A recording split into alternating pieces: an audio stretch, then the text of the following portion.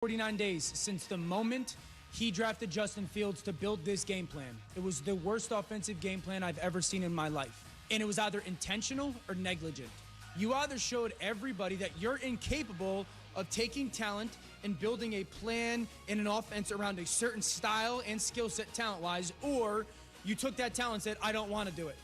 Dan Orlovsky on Greeny with Mike Greenberg. NBA news now. Pelicans power forward Zion Williamson had surgery this offseason on a broken foot. The team is hoping he'll be ready for the start of the regular season. Kyrie Irving not at Nets Media Day at Barclays Center today because of New York City's COVID-19 protocols. He declined to discuss his vaccination status or his intentions in dealing with the matter. We're back on Tuesday, reacting to Monday Night Football as the Cowboys look for their second straight win and first in the division. We'll tell you if their defense showed up against Jalen Hurts and the Philadelphia Eagles. Tuesday morning on Keyshawn, J. Will, and Max, ESPN Radio. Broadcasting live from the ESPN 690 Anajar and Levine studios. This is Action Sports Jax on ESPN 690 with Brent Martineau and Austin Lane. Whoa, baby, it's 18 in a row for the Jacksonville Jaguars now, and that's 379 days if you're keeping score at home, and that's 8 of the last 10 top 10 draft picks no longer on the roster for the Jacksonville Jaguars. So there's a reason this organization has failed on the field, and a lot of it has to do with failing off the field. C.J. Henderson, the latest example of it. 10 games in his Jags career, and see you later to the Carolina Panthers earlier today. That's the big story after, less than 24 hours have passed since the Jaguars lost number 18 in a row and really blew a golden opportunity up by 9 points in the middle of the third quarter, and they fall 31-19 to the Arizona Cardinals. Brent Martineau here at Sneakers out at the beach. We have Jags Report Live coming up tonight, 7 o'clock on Fox 30. It's a short week, so plenty to talk about all week long as we see the Jags go to Cincinnati on Thursday Night Football, and everybody says collectively, oh boy, I might close my eyes. National embarrassment coming or what? Hopefully not, as a battle of the last two number one picks goes on in Cincinnati. Austin Lane back in the Action Sports Jax studios. Casey as well. Hope you had a good weekend. It was an entertaining game for a while there, Austin. But let's first get to the news of the day. C.J. Henderson no longer a Jacksonville Jaguar. And I guess we saw this one coming maybe April 27th when the Jaguars took Tyson Campbell. It might have been the date, April 27th. Yeah, I mean, I guess you can say the writing was on the wall. At the same time, I'll be honest with you, after – there was speculation that Urban Meyer went to C.J. Henderson's place. They kind of hashed things out a little bit, and then C.J. Henderson comes back to camp. I thought they were past that. I thought it was water underneath the bridge, and I didn't think we'd be talking about C.J. Henderson getting traded, especially so early on in the season. And, well, let's be honest, for what you got for him as well. Yeah, and I think that's part of it, right? There's a lot of layers to this. Where did it all go wrong? Well, this is on Urban Meyer and Trent Baalke in terms of drafting C.J. Henderson. What exactly is going on with C.J. Henderson? We still don't fully know, and there's no specifics to this. And Carolina's a little desperate for a corner, and if it works out, they might have fleeced the Jags on this deal. If it doesn't, at least the Jags got something for C.J. Henderson.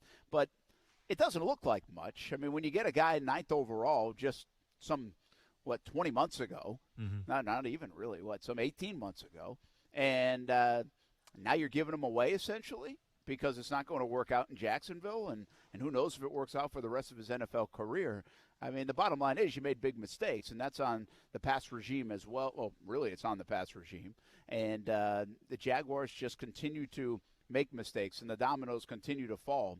But as it sits right here currently, was it eye-popping in what the deal was? You give away a 5th-round pick? I mean, at least give away one of those 6th-rounders, right? You give away a 5th-round pick and the 9th overall pick just a year and a half ago, and you get a tight end who you could have signed in free agency if you wanted to, and Dan Arnold. And, yeah, they need tight end help, but come on. This guy's not a Pro Bowl player, with all due respect. And you get a 3rd-rounder out of the deal. I mean, it just – I tweeted this today. If you look at the Schobert deal, if you look at this deal, I'm not sure Baalke's great at deals, and I don't know what makes you great at deals. I did think this, and I defended the former regime quite a bit over the years. I've defended kind of all of this at times.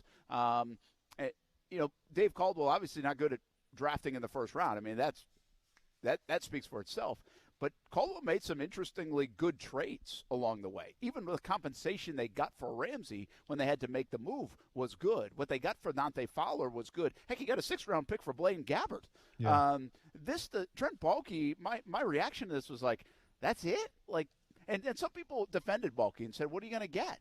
The guy's hardly on the field, and they don't know what's going on with him, and they were desperate to get rid of him, it looked like. So I guess there is that argument, but there's just something in the back of my mind, Austin. We're going to look up in 2-3 years, and C.J. Henderson's a decent player or a good player in this league, and the Jags got a tight end and a 3rd-round pick, and they had to give up a 5th and C.J. Henderson just to unload him. Yeah, so there's a few things to dissect here. First of all, as far as Dan Arnold's concerned, I'm excited that he comes to Jacksonville because the guy went to UW Platteville, which is in the middle. It's literally in the middle of nowhere in Wisconsin. And they're recruiting me out of high school, and I literally laughed at the recruiting letter. I'm like, there's no way I would ever go to Platteville. So I'm very curious to see that whole story of how he got to Platteville in the first place. Now, that is what it is. From the perspective of you're getting a tight end, yes, you're upgrading that room that desperately needs to be upgraded. Like you mentioned, though, if you thought that highly of this guy, you could have signed him because you had a lot of money at your disposal. You could have signed him to a deal. So I don't know if the first 3 games of the season made that much of a difference with Dan Arnold, where it's like, well, man, I mean, we should have signed him in the offseason, but now look at what he's doing in these 3 games. Let's be honest. If you saw the numbers, they're not that crazy. So 7 catches, 84 yards. Yeah, I mean, okay, call it for what you want. And then when you look at a guy like, I don't know, like take a look at like Bradley Roby. All right, Bradley Roby gets traded for a 3rd-round pick and a 6th-round pick, and he goes to New Orleans, and the Houston Texans get the 3rd-round and 6th-round pick. Now, I'm not comparing Bradley Roby to C.J. Henderson because one's obviously on a different level right now. But Bradley Roby's been in the league for what, 8 years? C.J. Henderson going on his 2nd year right now. We're not even really capable. We're not really even sure what C.J. Henderson's going to be yet. We've seen glimpses of good. We saw glimpses of good as his first start of his career against T.Y. Hilton and the Indianapolis Colts. So we've seen the good of C.J. Henderson. Now, whether it was a mental thing, whether it was he didn't want to be in Jacksonville, whatever the case may be, I'm sitting here again thinking, wow, Carolina got a great deal, and Jacksonville kind of, it is what it is. And I don't like feeling that way, Brent. I don't like feeling that way after the Joe Schobert deal. I don't like feeling that way after the Josh Oliver deal. I don't like feeling that way even after the Gardner Minshew deal. I just, for some reason, and maybe it's just me, but I feel like when these trades take place, the Jaguars are always left thinking like, man, do we really get the short end of the stick here? And I think, 4 times out of 4 now, how many times they've traded the past year, I felt that way. Yeah, I think overall, if you look, I mean, have there been a lot of guys that have burned the Jags by trading them away? We'd have to go down the laundry list, and obviously Ramsey is going to burn them forever just because I think he's an incredible player. It didn't matter what you got in return.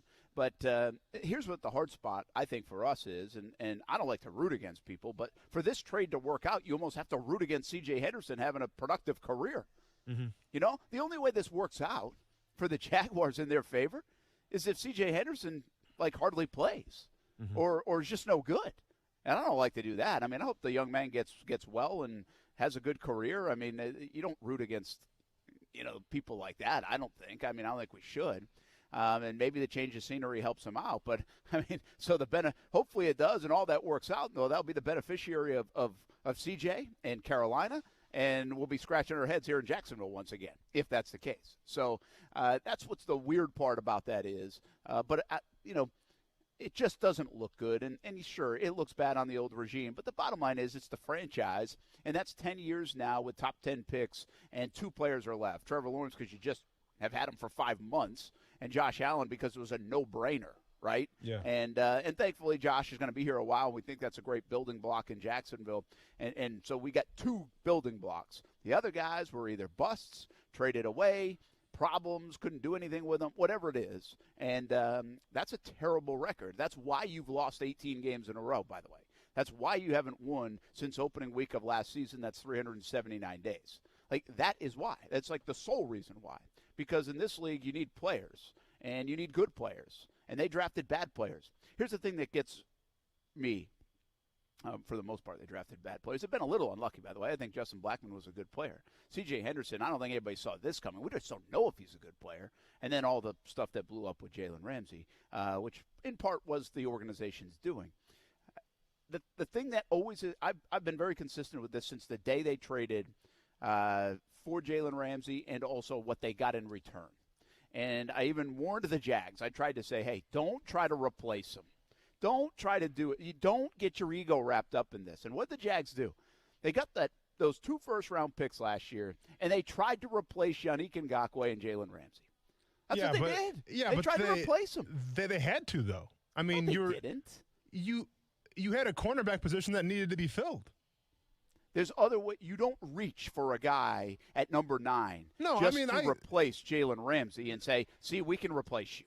Oh, no, I agree with that. Like, obviously, they reached up but whatever the case may be, there had to be a guy that had to come in and try to take Jalen Ramsey's spot because the depth when Jalen Ramsey left, you didn't feel good about anybody in that locker room stepping up for Jalen Ramsey's spot. So yeah, that's fair. So I get, like, once again, and you reached for him and it didn't work out, obviously. Hindsight's 20/20.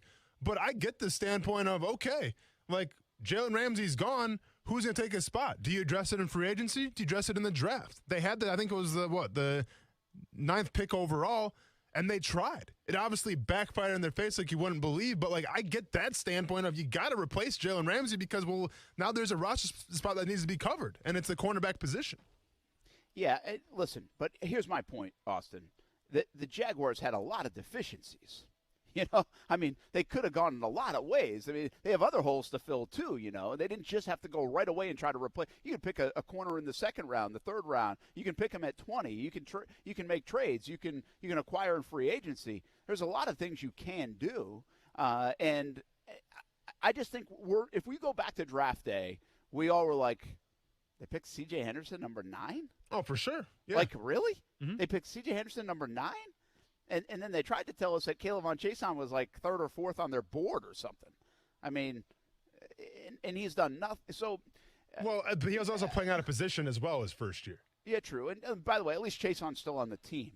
But the optics of all that were like, hey, we had a problem with these 2 players, and we're going to go replace them with these 2 players. And it's backfired on them. Like, that's whether it was just bad scouting, whether it was coincidence, it felt more than that to me. It felt like we're going to win the ego game here.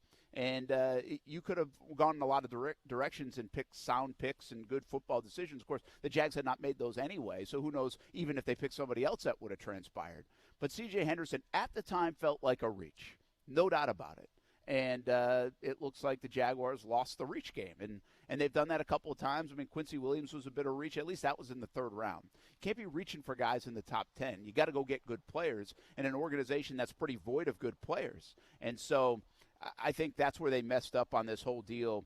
And that's where, like, Jalen Ramsey, if you want to win the day against Jalen Ramsey, you lost the day by doing that. You were going to lose no matter what because Ramsey's going to be a 10, 12-year player going to the Hall of Fame, in my opinion. Yeah. And then you just doubled up on it by trying to replace and now hurt the organization. Now, who knows about the whole C.J. Henderson stuff that's going on and why it got to this and why the Jags got the red flags? I mean, whether it's mental health or what. There's a lot of things that just it doesn't seem like can be said or it's not pinpointed. It's not like these are legal issues with C.J. That would be easy to identify. Everybody I talked to says he's a good young man, but even the sound coming out of the locker room today, it says, you know, he was a little different. You know, what does that mean? I have no idea. You've been in locker rooms. I'm sure you identified some players. Tons of guys that are different. Yeah. Yeah, and so again, I don't think this is a bad guy. I just think this is a guy they didn't think they could fix for whatever that means, right? No, for sure, and that's I guess that's really the frustrating part of this whole thing. Was C.J. Henderson going to ever be the next Jalen Ramsey here? Probably not. But I get the fact of what they tried to do to draft him at number 9. Now, we don't like it because, well, guess what? He's not here anymore. But I remember that first game that he played against the Indianapolis Colts. He had an interception, and there was nobody saying, wow, I can't believe they drafted C.J. Henderson number 9. Yeah. We were all excited. We all thought that, oh, hey, Jalen Ramsey, who? C.J. Henderson shutting T.Y. Hilton down. C.J. Henderson's getting interceptions. The Jacksonville Jaguars beat the Indianapolis Colts. The Colts supposed to be a pretty good team. So, like, the C.J. Henderson that we saw right there, at least I thought we would just see the better and better and better and just him progress throughout his career. And that was really the best C.J. Henderson that we ever saw. The frustrating part for me comes from is we have seen the good from him. We know he's capable of it. Whether it was the old regime of how the culture was, whether it was all C.J. Henderson in terms of, his mental fortitude, whatever the case may be, something didn't work out here. And that's, to me, is the frustrating part. Because maybe he could have been a hell of a corner here. But we'll never know because for whatever reason, it just didn't work in Jacksonville. And I'm tired of having the conversation of, well, it just didn't work in Jacksonville. I'm tired of watching Jalen Ramsey, Yannick Ngakoue, you name it, say, it wasn't a good fit here in Jacksonville. Okay, that's fine. And I understand that was the old regime. Now this is a new regime. Maybe you're trying to cut everybody out, whatever the case may be. But eventually this narrative's got to stop because you got to start retaining these players, especially your first-round picks. You're never going to have winning seasons. You're never going to have a successful franchise if you're constantly trading away your first-round picks for lesser value. Urban Meyer being here, I thought if there are issues, there are issues with the player. But I thought Urban Meyer being here could get the best out of some of these players that we've wondered about, from Taven Bryan to C.J. Henderson to Caleb Von Chason. And I don't know if we've seen that quite yet. But I thought there was a little hope for that because my view of it that he's very good in that category over his collegiate career, at least. But, Austin, it's worth pausing and just taking note of the fact that this kid played 10 games here. He was in Jacksonville for like 18 months, and the Jaguars gave up on a top 10 pick that quickly. Like, they gave up. It takes a lot to give up on a guy like that now. I mean, organizations don't like to do that. You don't just throw away first-round picks, whether it was theirs or not, whether it was on their watch or not. I mean, you've been around. Those first-round picks are going to get chance after chance after chance after chance. I mean, it really shows you that they just were uncomfortable with this C.J. Henderson situation. And it's a difficult situation to describe because we really don't know exactly what it is that they're uncomfortable with. But they gave up on him, man, and you've been around the league. You know the league. I mean, it takes a lot to give up on a young player that has some talent, to your point, and also you invested that much in as an organization. I mean, it takes a lot to give up on that guy. It takes, absolutely. Whether this was a result of him being a distraction for the team, maybe we'll have to wait till the book comes out for that one. Whether it was the fact that just, Urban Meyer couldn't make it work, because you get the sense of, especially a first-year coach and Urban Meyer being that coach, you get the sense that he probably exhausted every single option to try to make the relationship work with C.J. Henderson. And for whatever reason, it didn't. Now, I'll be honest with you. Do I think this team is better with C.J. Henderson on it right now than without him on it? Yes, I do. Now I understand he didn't play that much the first 3 games, but I think your roster looks better right now in terms of depth. If it's a depth play, if you need a starter like in a nickel, I think C.J. Henderson provides you more talent on the field than if he's not on the field right now. Now, maybe Arnold can come in and he can, play at a very high level and he's going to be a receiving threat. That's fine. But then also, what does it say about Arnold if he comes in and he's the go-to guy now and you sign his former teammate Chris Manhertz and he's one of the first guys that you signed? And what does that say if Arnold's out playing Chris Manhertz? I'm not sure. Maybe it doesn't say anything. But I don't know, man. I just wish you would have got a little more for C.J. Henderson, but I understand the mood and the vibe where if you really felt the need to cut a last-year first-round pick, the 9th pick overall, it must have been pretty bad. Yeah, and Urban Meyer talks about the locker room a lot, so maybe there is something. And again, it's not saying a bad locker room guy, maybe just not a buy-in locker room guy, an all-in locker room guy, a guy you have to worry about. And maybe that was the thing here. But, again, this was identified way back in the draft. I mean, they picked Tyson Campbell 33rd overall, and everybody was like, I can't believe you're suggesting that something's wrong with C.J. Henderson. Are you kidding me? Like, they knew it right then. They spent the 33rd overall pick on a corner when they had just drafted one in the 9th pick overall and had spent $40 million in free agency on another one. Like, it was clear as day that the Jags had red flags on C.J. Henderson back in April. and they made the move. And they tried to make it work, but obviously they didn't think they could make it work. C.J. Henderson, now part of the Carolina Panthers. Let's listen to Urban Meyer try to explain the move today, Casey, if we could. I think number one is the development of Tyson Campbell. He's starting to perform at what we expect him to be. He's a very, very talented guy. You get Trey Herndon back, which you can play a nickel. And we have to improve a lot of areas of our team. Just see it might be a good fresh start for CJ. I had a great visit with his family, and I love CJ and spent a lot of time with him and his parents, and I think it's going to be good for both of us. Well, we'll see. The problem is it can't be good for both. Mm-hmm. It's impossible. It's impossible for it to be good for both. That's the thing with this deal. This cannot be good for both. Carolina wins the trade if C.J. Henderson plays and plays well. The Jags win the trade if C.J. Henderson doesn't play or doesn't play well. Mm-hmm. So it's impossible. You got fleeced if C.J. Henderson plays well. Okay? That's it. It's simple. That is it, man. I mean, there is no two winners in this game. There could have been, and I don't think there was, but you could have made the case, in the Ramsey deal, that there were two winners. If the Jags hit home runs with those picks. Well, they haven't. They didn't. No. And so it's not. But you could have made that case. In this move, you can't make the case that both sides win. I just don't think you can. The Jags either got fleeced or the young man isn't having a good career. And again, I don't think you root for that. And I don't root for that. I hope he gets right and has a good career. He's a talented player. But that means the Jags lost again. I mean, that's clear as day. I just appreciate I appreciate the word fleeced coming out of your vocabulary, man.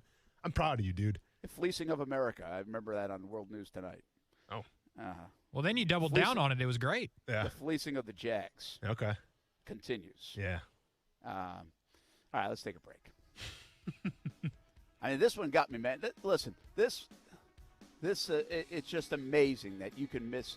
They couldn't swing on and miss on both of those picks. They couldn't do it again. And they did it again. They absolutely did it again. You couldn't miss in the first round again. And the Jags did, somehow, with two picks. Just amazing. Yeah, I mean, I just don't want to see I mean, whatever, man. I wish C.J. Henderson nothing but the best. If the guy is going through something mentally, wholeheartedly, I hope he finds, the help, or just, I hope he gets to the right frame of mind in a new city.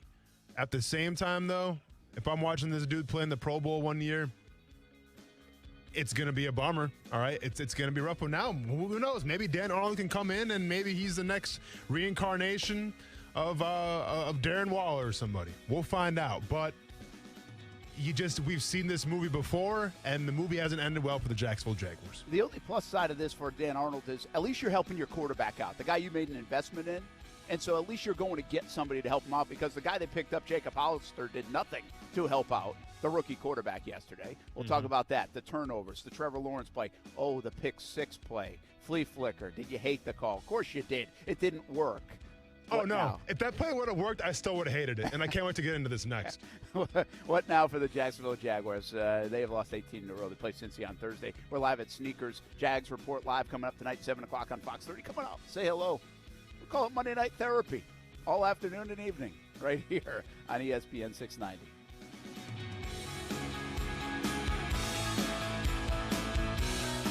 Now, the First Alert Forecast on ESPN 690. Plenty of sunshine on this Monday with afternoon highs in the middle 80s and still low humidity.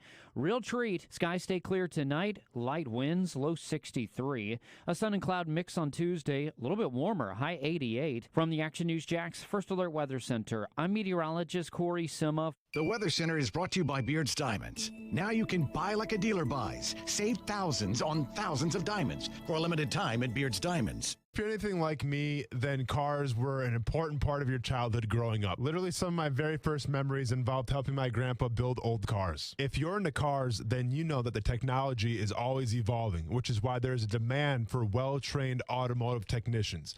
As a student in the automotive technology program at JTech, you'll be learning basic automotive maintenance, diagnostic procedures, and effective repair methods while using testing equipment and specialized tools. The program also includes training on electrical, HVAC, HVAC, engine performance, suspension, steering, brake systems, and transmission diagnosis and repair. Their shop settings are designed to represent the actual automotive environments that you will be experiencing when you get into the automotive industry. To learn more about J-Tech, visit jtech.org or call them at 904-483-9460. Ask for Hank to set up an appointment to tour the campus or get your questions answered. That's 904-483-9460 or visit jtech.org. Okay, I get it. So the summer season's almost over, but that's why we live in Florida. And that's why our friends at Arlington are doing fall Florida style with hot temps and even hotter deals. Get to Arlington Toyota today because they have 400 new Toyotas available with interest rates as low as 0% on over 10 new Toyota models. Plus, you get 30 days to love your purchase or exchange it. And every new car purchase gets a lifetime warranty with unlimited time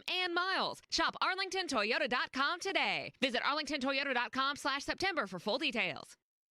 Sick of big banks drawing money out of Jacksonville? Want your money to stay here and help local folks? At 1-to-1 Financial, Jacksonville's hometown credit union, all of our capital is invested back into Northeast Florida. This includes our all-new hometown credit card. You get all the rewards and perks of a big bank, and every swipe invests back in Jacks. Get 2 points for every dollar, up to 50,000 bonus points, 24/7 fraud protection, pay with points, and tons more. Support your community with a hometown credit card from 1-to-1 Financial. Apply at 121fcu.org. Federally insured by NCUA, a proud Visa partner. We hope it never happens to you, but sometimes you need medical and legal help after an accident. You may be scared and confused, but here's what you can do. Call 1-800-ASK-GARY, a free 24/7 auto accident and injury helpline.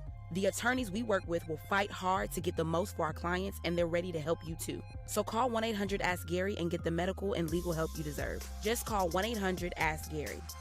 24/7 is free. Call 1-800-ASK-GARY. 1-800-ASK-GARY is a free 24/7 auto accident helpline. Ask Gary is a qualified provider of legal referrals and markets for Physicians Group LLC. Hey, this is Grace Gosted. I'm a singer-songwriter, and like many, I've been traumatized by years of bullying. You're ugly. You're stupid. You're gay. You're worthless. Bullying causes real harm and can result in severe long-term depression, anxiety, addiction, and even self-harm. I created the Black Box Project for anyone who has ever felt different for any reason. Go to theblackboxproject.org to help you take the first step to healing. You are not alone. The average cost associated with childhood cancer is a startling $833,000. This is Tom Coughlin, and September is Childhood Cancer Awareness Month. Help the J Fund raise awareness to help our neighbors and community members tackling this devastating disease. Visit tcjfund.org/September for more information. October is Domestic Violence Awareness Month, a time when our community gathers to raise awareness, honor the lives lost to domestic violence, and let survivors know they are not alone. Show your support by attending Hubbard House's Barbara Ann Campbell Memorial Breakfast, October 5th. This inspirational program features a survivor of domestic violence sharing her story of overcoming abuse. Tickets are available at hubbardhouse.org/breakfast. Mom, can we have some ice cream? I've got a better idea. Who wants to help me make something fun and healthy instead?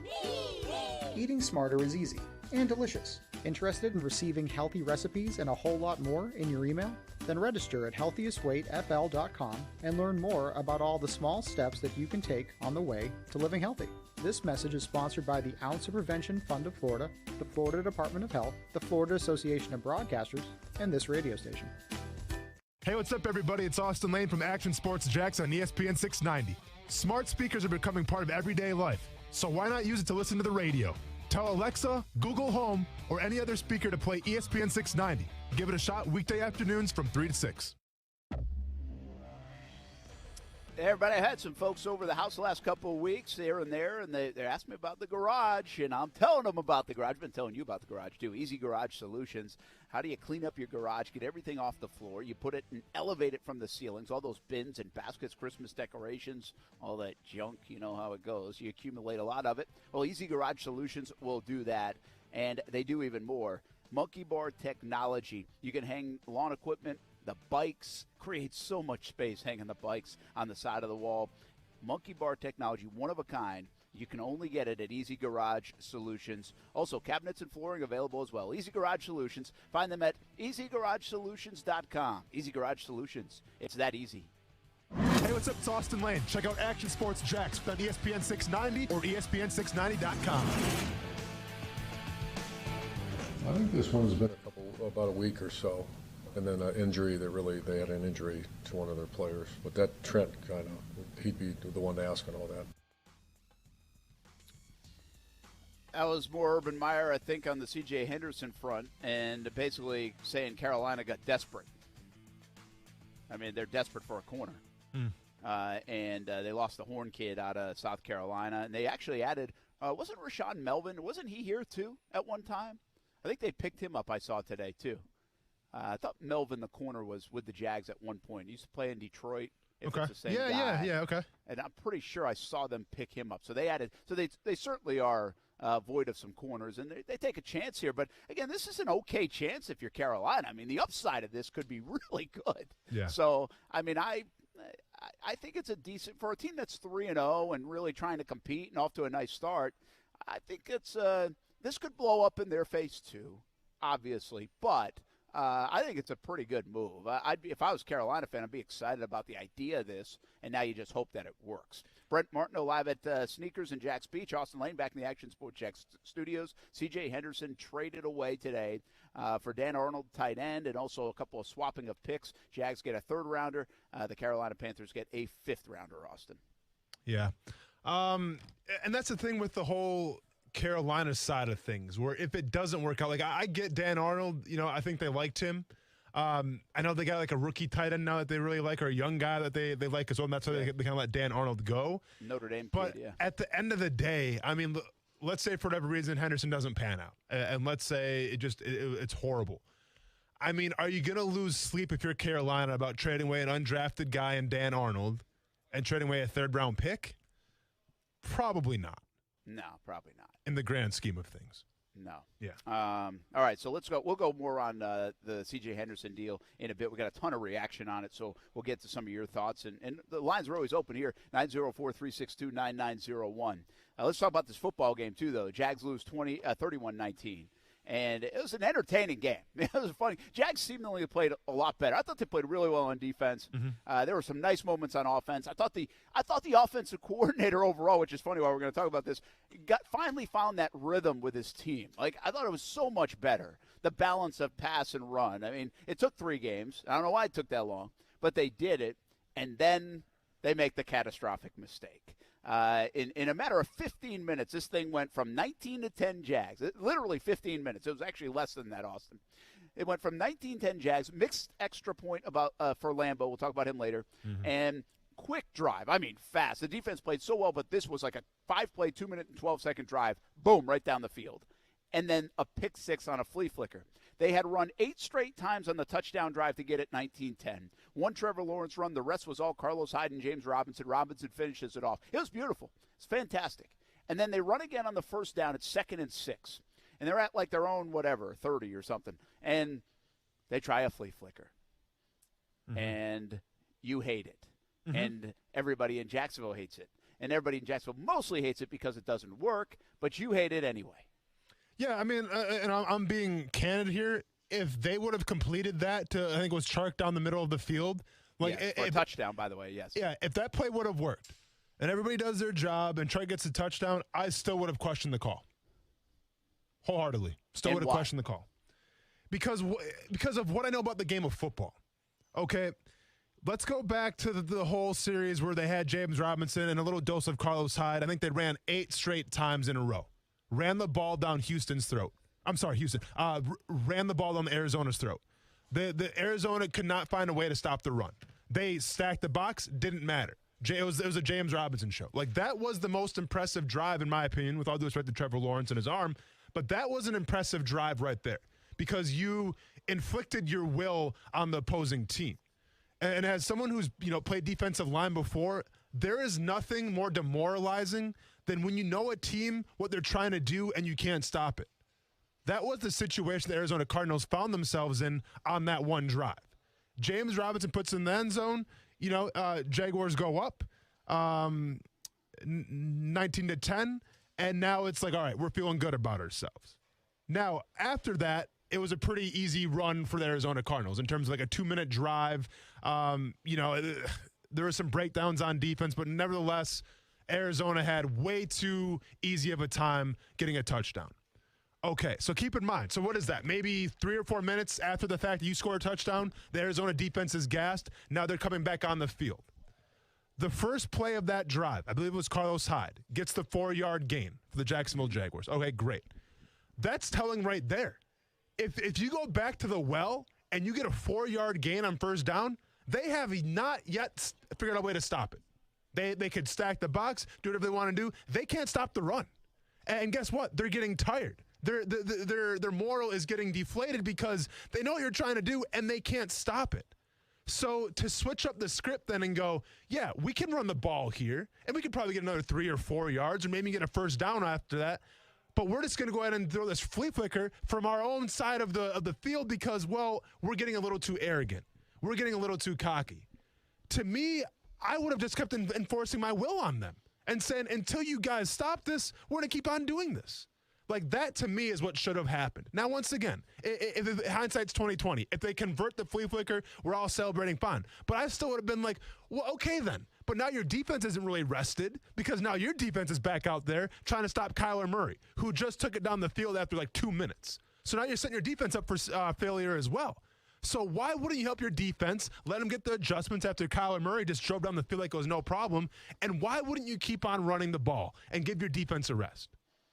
Yeah, listen, I think a lot of things you say are right. I think a lot of people are missing the last part of what you said, and that's really one of my biggest issues with it. Spot on the field is a big thing. You never see flea flickers at your own 30-yard line, 25. You just don't. I mean, every flea flicker I've ever seen in my life when I was watching, when I was 7 years old, feels like it comes from the logo, I mean, it comes from midfield. That's where you call trick plays, usually on the positive side, right, just in case they get blown up anyway. And so that is odd in itself. But I think the last part of what you just said is interesting. Now, if you can score, you score, right? Whether it's one play or not. But you do kind of want to play keep away. They just scored so quickly. They might be getting in a rhythm. You can keep bleeding out the clock, get it to the fourth quarter, kick a field goal, go score a touchdown, whatever it might be, and keep running the football and have a sustained drive. Like, I think that part of it, the foresight wasn't there by Bevell in that moment to be like, hey, all the things you said, our defense might be gassed. They might be finding a rhythm. They can be dangerous on offense, all those things. And that's the part I didn't like about it. More so, I mean, it's really hard for me to say if a guy makes a block that's a touchdown and I don't like the play. I mean, it's a touchdown. I mean, it was wide open. And I get the logic in you had run it 9 times in a row.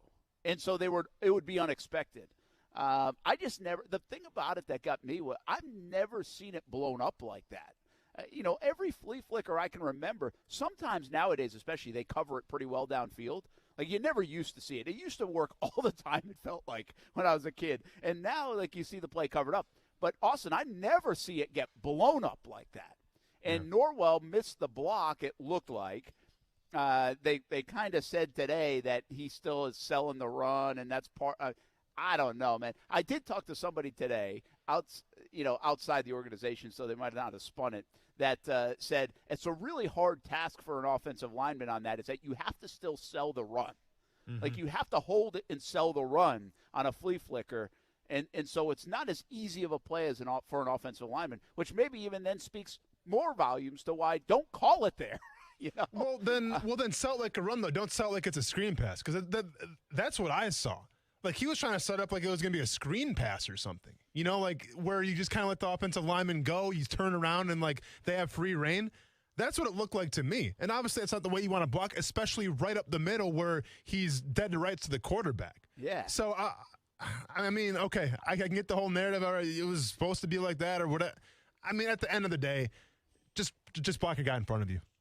Yeah, don't let J.J. Watt beat you like that. Or at least, put up some effort to try to stop him. Like, you put yourself up for failure when you spin around and he's in the hole and then he just drives forward. I mean, it's whatever with that. But it's like I said, I just think that you had an offensive line in terms of the running game who was doing a fantastic job of blowing the defensive line of the Cardinals off the ball. And until someone stops it, they should have kept going back to it and back to it again. Or if you want to run play action, then so be it. But at the end of the day, you try to fancy play. And once again, I understand DJ Chark was open. Now, do we know, did Trevor Lawrence see DJ Chark? We don't know that. Because I saw Trevor Lawrence look to the tight end on the sidelines, whoever that guy was, and try to, I think, maybe throw out of bounds, and it was an interception. So we're not even sure if Trevor Lawrence would have saw DJ Chark. I assume he would have, because let's be honest, the play is designed to go to Chark. Yeah. But did Lawrence even see him? We don't know that one either. No, that's true. And listen, Lawrence has to throw it away. No doubt he's got to throw it away. The crazy thing about it to me, Austin, is I really think outside of that play, Bevell had himself a pretty nice game finally. Yeah. Did you feel that way, or am I spinning it here? No. I mean, I thought I love the way he used Trevor Lawrence in the run game in terms of kind of like that read option. I love that where, I think he ran it maybe twice, but the defense had to take that into account. I loved it. Yeah, I thought he found a nice – I mean, there was a time where I tweeted it was 19 passes, 19 runs. That's pretty darn good, Yeah. That's good balance. And then they went to the run. And they got James Robinson touches, which I was begging for, and we all were. And quite frankly, you could say they should have given it to him more, and on that play specifically. I just say, and go back and watch that play. So after the Cardinals touchdown, they come out 1st and 10, give the ball to Carlos Hyde at 2nd and 6. Watch what Arizona does on defense. They're trying to stop the run. They literally send everybody, and they can't do it. Then keep going back to it until they stop it, They were bullying them, no doubt about it. We'll be back. Action Sports Jacks on ESPN 690. More on the Jags, of course, and the NFL right after this.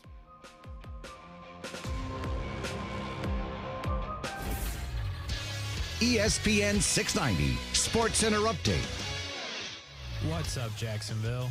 I'm Casey Kurtz. You can add another name to the long list of Jacksonville Jaguars' first-round whiffs. This morning, after a loss to the Arizona Cardinals, the Jags announced a trade of the 9th overall pick in the 2020 NFL Draft, C.J. Henderson, to the Carolina Panthers. Henderson played 10 career games with the Jags over 2 seasons and recorded 1 interception, which came in his first career game, which was the last game the Jacksonville Jaguars won 379 days ago, week 1 of the 2020 season. Besides Trevor Lawrence and Travis Etienne, who were drafted this past season, Henderson played in the fewest amount of games of any Jag selected in the first round of the NFL Draft. The Jags received tight end Dan Arnold and a 3rd-round pick in return. This SportsCenter update sponsored by Jacksonville Chrysler Jeep Dodge.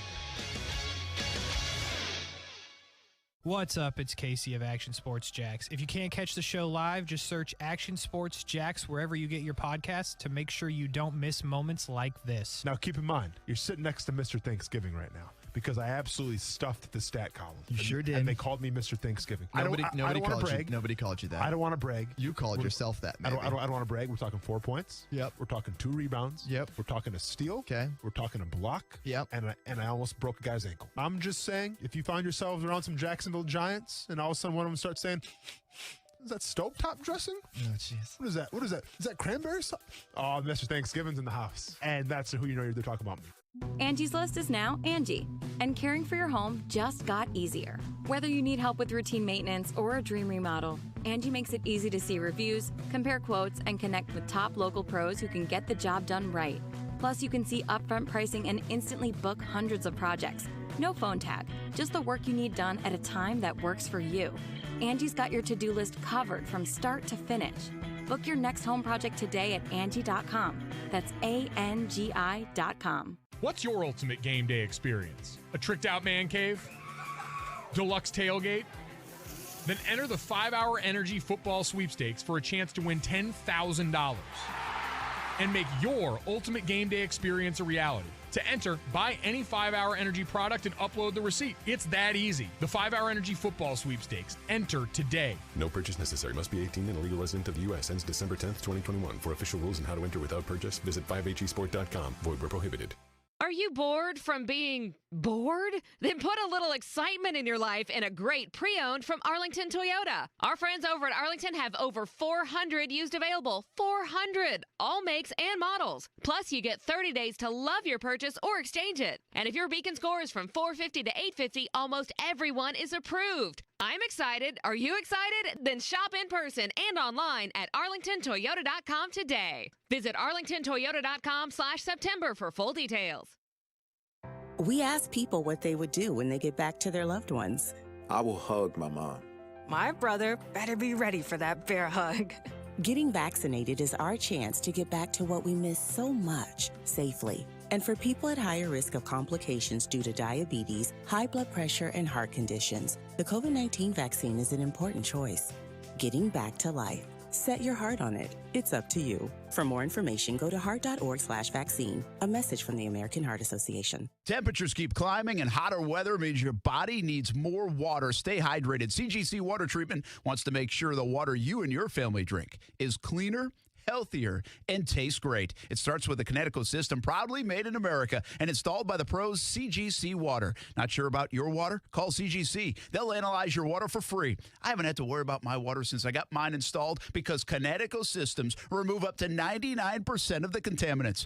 If you're not filtering your water, you are the filter. Connecticut makes the world's most efficient softeners, non-electric twin tanks that use less salt and water during regeneration. Save up to $500 on select softener and RO systems this month. Financing available with approved credit. Call CGC Water at 904-552-1242. Call and ask about Conway Club, the new service program that will save you money on salt, filters, delivery, parts, and labor. Tell them Brent sent you and find out all the details and all the great ways you can save. Call 904-552-1242 or visit cgcwater.com, your local independent Connecticut dealer. I love football and I love chicken wings. Hey, everybody, this is Brent Mortno. We are a lot alike, right? You love football and you love wings. Let's win the week with Extreme Wings Sports Grill. 4 locations in Jacksonville, Atlantic Boulevard, Ocean Way, 210 in St. Johns County, and the new location on Roosevelt Boulevard near NAS Jacks, serving up the freshest, never frozen, world-famous extreme hot wings to Jacksonville since 1999.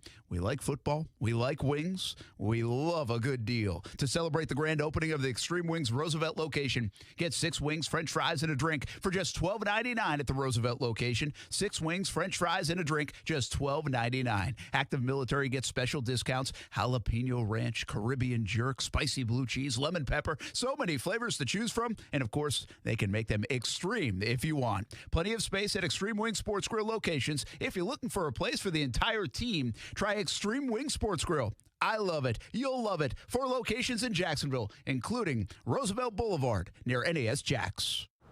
Did you know that United Healthcare helps connect you to doctors and therapists with 24/7 access to virtual care? So I could have therapy from my couch? Yep. Or a doctor appointment from my car? If you wanted to. Wait, you're right. I don't even like when people see me sing in the car. Couch appointment it is.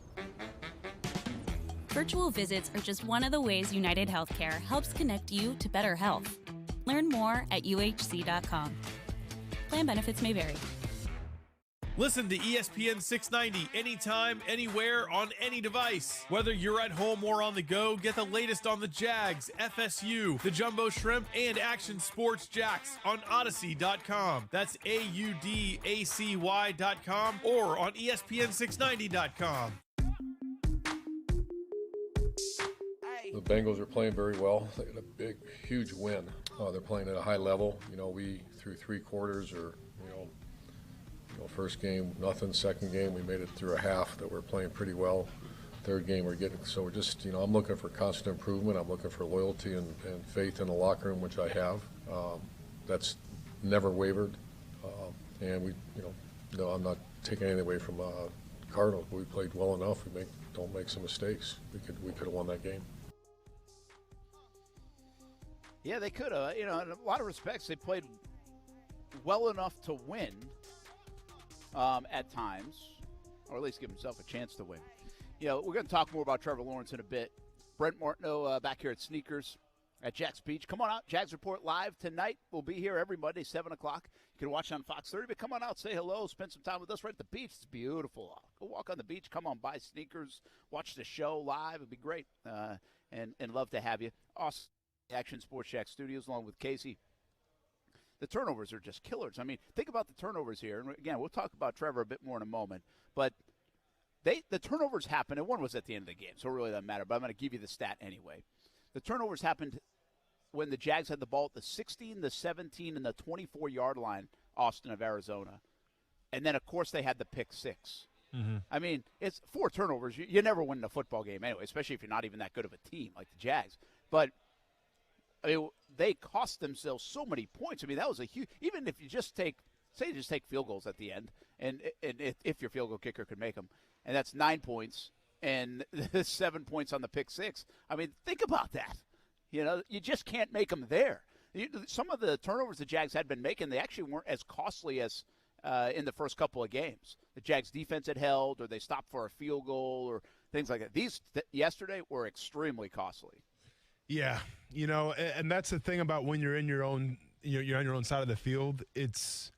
I understand that sometimes you want to have that spark and you want to create some momentum, but also that's where the risk can really come into play, because now you're giving the short field back to the defense, and if it's a pick six or if it's even a turnover, you give their offense a short field to work with. So it puts your defense in a disadvantageous spot. So, yes, sometimes, and once again, hindsight's 20/20, Brent. Like, we could sit here and break all that down.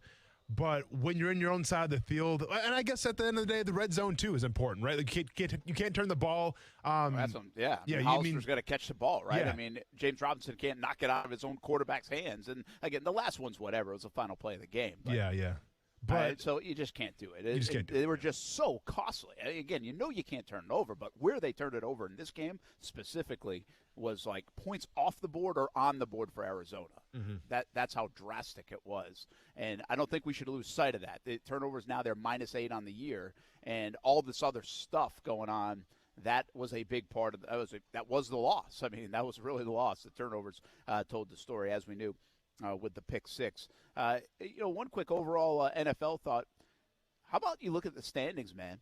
Seattle, the Patriots, the Steelers, the Chiefs, almost Green Bay last night, all 1-2, and at the bottom of their divisions. Yeah. How wild is that? It's wild. 3 games into the season, I don't think for some of those teams the panic button needs to be hit quite yet.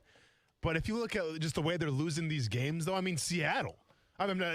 Seattle, I get it, Minnesota, they're a tough team, not what the record indicates, but, man, you want to talk about a team that I still think is built on, trying to have good defense and running the football. They couldn't do that. And then Pittsburgh, the Steelers, I think if you want to hit a panic button of any team, I think the Pittsburgh Steelers are the team that you're hitting the panic button for. Just because the way that they've looked, especially, and we'll see what Cincinnati's got to bring to the table this Thursday night. But to lose a game to the Raiders at home, to lose a game, I believe, at home to the Bengals as well, and then in the fashion in which they did it, not a good look right now for the Pittsburgh Steelers. Yeah, especially since they had beaten Buffalo on the road to start the year. Yeah. Very strange. I think there are some panic button teams now. Indianapolis fits the bill, too. Mm-hmm. I saw somebody tweet about Washington's defense is playing awful right now, and everybody thought the defense would be good. Hey, Casey, do you know who else is 1-2? Who's that? You don't want to take any guesses? Not the Panthers. Austin Lane in the fantasy. Austin Lane. Wow. There it is. Oh, yeah, That's dude. who else is Bad. 1-2. It's Austin bad. Lane is 1-2. It's bad, man. After a loss to this guy right here. Yeah. Thank goodness for the Ryder Cuppers and for my fantasy team this weekend. Yeah. It's been a rough one for me, Casey, as you know. Hey, I'm right there with you. I need to hold – well, I don't need to do anything because I'm not playing for the Eagles, but I need them to hold Greg Zuerlein under 10 points or I lose to Coos. So, yeah. So 10 points I win, 11 points I lose. Okay. That's the situation. Okay. And all with the kicker, right, you said? All with the kicker, yeah. So that's tricky. Yeah, you never know. You really never know, and that's why I'm scared. Really I was surprised. I didn't check my fantasy at all during the day, and then all of a sudden I was like, hey, I wonder how I'm doing. I guess I was doing pretty well. Pretty dang good, man. Pretty dang good. I had a good. good day. Shout out to Dalvin Cook, Darrell Henderson, and Antonio Brown for not playing yesterday. I know. Who Appreciate did you guys. Play? Who's Minnesota's backup running back? I saw that you had in there. I was like, who is this? Did you play him? I had to play Alexander Madison. Smart. Oh, he was 20 points. That was good. Yeah, he did well. That was good for me. He did well. He was great in daily as well. Yeah, he was. He got me some points too. Yeah. I wonder, it'd be interesting to see who do you think the best 1-2 team is? I mean, most people say the Chiefs. I mean, the Patriots are just okay. I feel that way, and all the rookie quarterbacks are struggling to the point where it's hard to rely on them to win right now. And by the way, they're looking at 1-3 because the Bucs come to town next week. Mm-hmm. Seattle, I don't know, man. I mean, Seattle's weird. They blew a 17-7 lead, and they blew a big second half lead last week. So I guess they're good. They could be 3-0, but why are they blowing leads like this? And then I look at Minnesota, actually, who won, and they lost 2 heartbreaking games. Mm-hmm. and they probably should be 2-1, if not 3-0. Mm-hmm. So maybe they're the best 1-2 team right now. I mean, yeah, you could make an argument for Minnesota. I think Seattle's still up there. I mean, New England. I don't know about New England. Like, you think you have them figured out, and then all of a sudden Jameis Winston shows up, and okay, now it's I don't know. And I get we have this conversation every single year. Oh, it's a weird NFL season. This is just weird how it's playing out. I mean, I'll be honest with you. I didn't envision the New Orleans Saints after that Jameis Winston showing his last game go to New England and really just have the Patriots number. Did not see that happening. Yeah, I think you just run with the rookie QBs, you just don't know what you're going to get. And Mac threw a couple picks, and they couldn't move the ball very well. Again, there was a lot of good players on New Orleans. Yeah. A lot of good players. I think to me it comes down to the Chiefs, though, Brent. The most surprising 1-2 team. Yeah, most surprising is and you got to wonder about them a little bit. I don't know about panicking, but you do wonder a little bit. By the way, Andy Reid out of the hospital today, so he'll be back. That's good news. I guess it was dehydration for the most part. You talk about surprises in the NFL. Here's who doesn't surprise for a long time now. The Jags just can't win. Yeah. The Lions find ways to lose. I mean, that poor franchise. That's unbelievable. 4th and 19, a game clock that should have been a delay a game never gets called. And then they kick a 66-yarder that bounces off the crossbar in the right direction. Mm-hmm. Like, how often does it bounce off the crossbar in the right direction? That's a heartbreaker. Well, you think about the Lions, too. I get, Green Bay had their number. But, the 49ers, that came down the last possession because they got lucky on a couple onside kicks. Yeah. But, I mean, the 49ers game they were in, and then obviously that Ravens game they should have won, but Justin Tucker's an absolute just cyborg with no emotions, can kick whatever he wants to do. It's just insane. Yeah, it's just crazy. It's so hard. When you're bad, it's so hard to flip it. And how do you flip it? Well, you flip it with the QB. What about Trevor Lawrence? How did he look? Were there strides taken? What about the turnovers? Is that a major problem throughout his career? Should we look at kind of Blake Bortles-esque or what? Let's talk about it. We come back on ESPN 690. I'm Glenn Levine, a board-certified civil trial lawyer. That means the Florida bars recognize me as an expert in the field of civil trial. As a trial lawyer, I'm trained to investigate every aspect of your case. If you've been involved in a legal dispute and are not sure of your options, call me, Glenn Levine, at the law offices of Anajar and Levine at 904-600-4000. That's 904-600-4000 for a free consultation. And take back control of your life. Office in Jacksonville. Are you an experienced diesel technician that's in fear of losing your job due to the recent vaccine mandates? Bobcat of Jacksonville is a family-owned, mandate-free employer offering great pay and benefits. Apply today at bobcatjacks.com. If you live in the Southeast, you know that air conditioning is king. And as the population grows, so does the need for more AC units, which means that there's more demand for technicians. And guess what? The HVAC industry is growing 13% faster than your average job, according to the 2018 Bureau of Labor Statistics. And on top of that, the average pay is over $22 an hour. And this is where JTech comes in. When you attend the HVAC-R program at JTech, you'll get the hands-on training that is focused on understanding the different types of HVAC systems, logical diagnostic procedures, effective repair methods, and so much more. And by the end of the program, you're going to be trained on all the necessary areas that employees are looking for so you can be their first-round pick as a technician or an installer. To learn more about JTech, visit jtech.org or call them at 904-483-9460. Ask for Hank to set up an appointment to tour the campus or get your questions answered.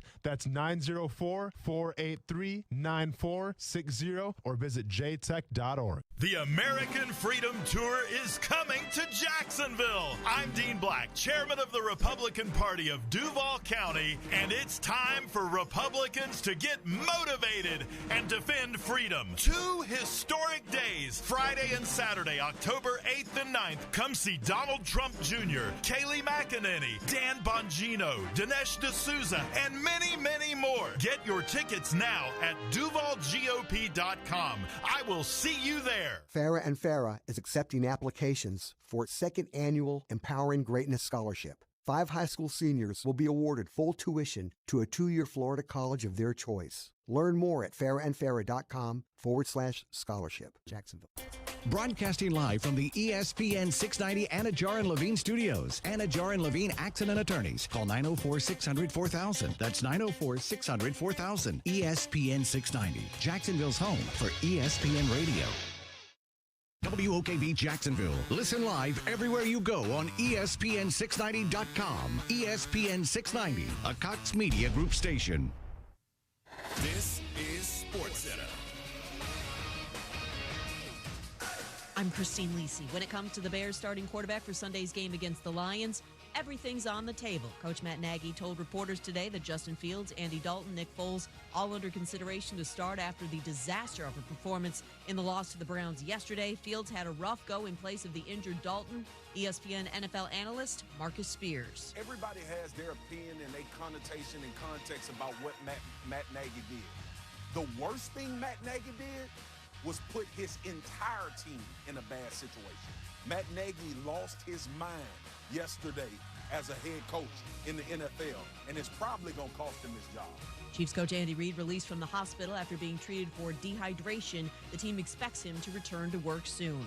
NBA Pelicans expect Zion Williamson back for the start of the regular season following off-season surgery on a broken right foot. No Kyrie Irving at Nets Media Day at Barclays Center today because of New York City's COVID-19 protocols. He did attend remotely. He, however, wouldn't discuss his vaccination status or his intention in dealing with the matter. Introducing Barbasol 1919 Classic Shaving Cream, paying homage to the original invented over 100 years ago. This new non-aerosol formula features enhanced ingredients, an exceptional glide, and crisp fragrance for a shave experience like no other. Learn more at barbasol.com. Broadcasting live from the ESPN 690 Anajar and Levine studios. This is Action Sports Jacks on ESPN 690 with Brent Martineau and Austin Lane. I could say it does. It's not important. I love Cincinnati. I actually went to school there, and my 2 sisters lived there. I lived there for a while. I love the great state of Ohio. Always will. There's got a bunch of Buckeyes on that team that we're getting ready to play. So I was a Bengals fan growing up, so I can act like I'm not. It's going to be great to go home, but all that matters is a win. Well, that is Urban Meyer going back to Ohio Thursday night. And the Cincinnati days, we played a little baseball and played football. Talked a lot about that when we went up to Ohio to do a story on Urban and up to Ashtabula, his hometown, which, by the way, is not anywhere near Cincinnati. Columbus is about an hour and a half, 2 hours north of Cincinnati. Ashtabula is another 3 hours northeast of Columbus. So it's quite a ways from Cincinnati, but that's where he ended up in the college days. Brent Martineau here at Sneakers at Jax Beach. Come on out. We've got Jags Report live tonight at 7 o'clock on Fox 30. Every Monday night, by the way. And the Jags are practicing this evening, so likely not to have a player. Jihad Ward has been joining us. We're going to have James Robinson on the show this year as well. Likely starts in a couple weeks with James. Jihad will be in and out as well, so we tried a couple different players this year on the show.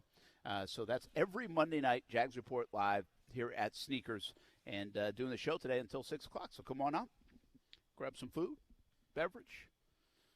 Therapy sessions continue right here every Monday on ESPN 690, no matter where you are. Brent Martineau here, Austin Lane back in the Action Sports Jack studios. Hey, Trevor Lawrence's day yesterday.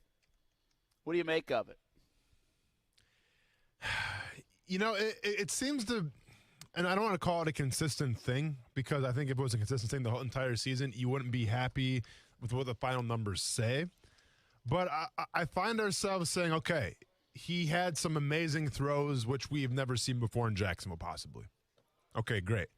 But at the same time, there's turnovers, Brent, right? There's turnovers now. A couple of those could say it wasn't really his fault. Maybe one was off of a tight end. Another one was a result of a trick play gone wrong, if you will.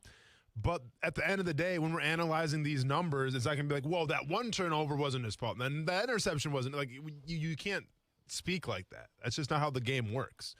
So overall, I mean, if you see the box score, it's more of the same, but I think if you watch the game, you like what you saw because now he's incorporating his legs a little more. Not to the point where you're worried about him getting hurt, but you're incorporating the point where defenses have to take him seriously in terms of running with the football. And that's what I asked for, and that's what we got. So I like that wrinkle.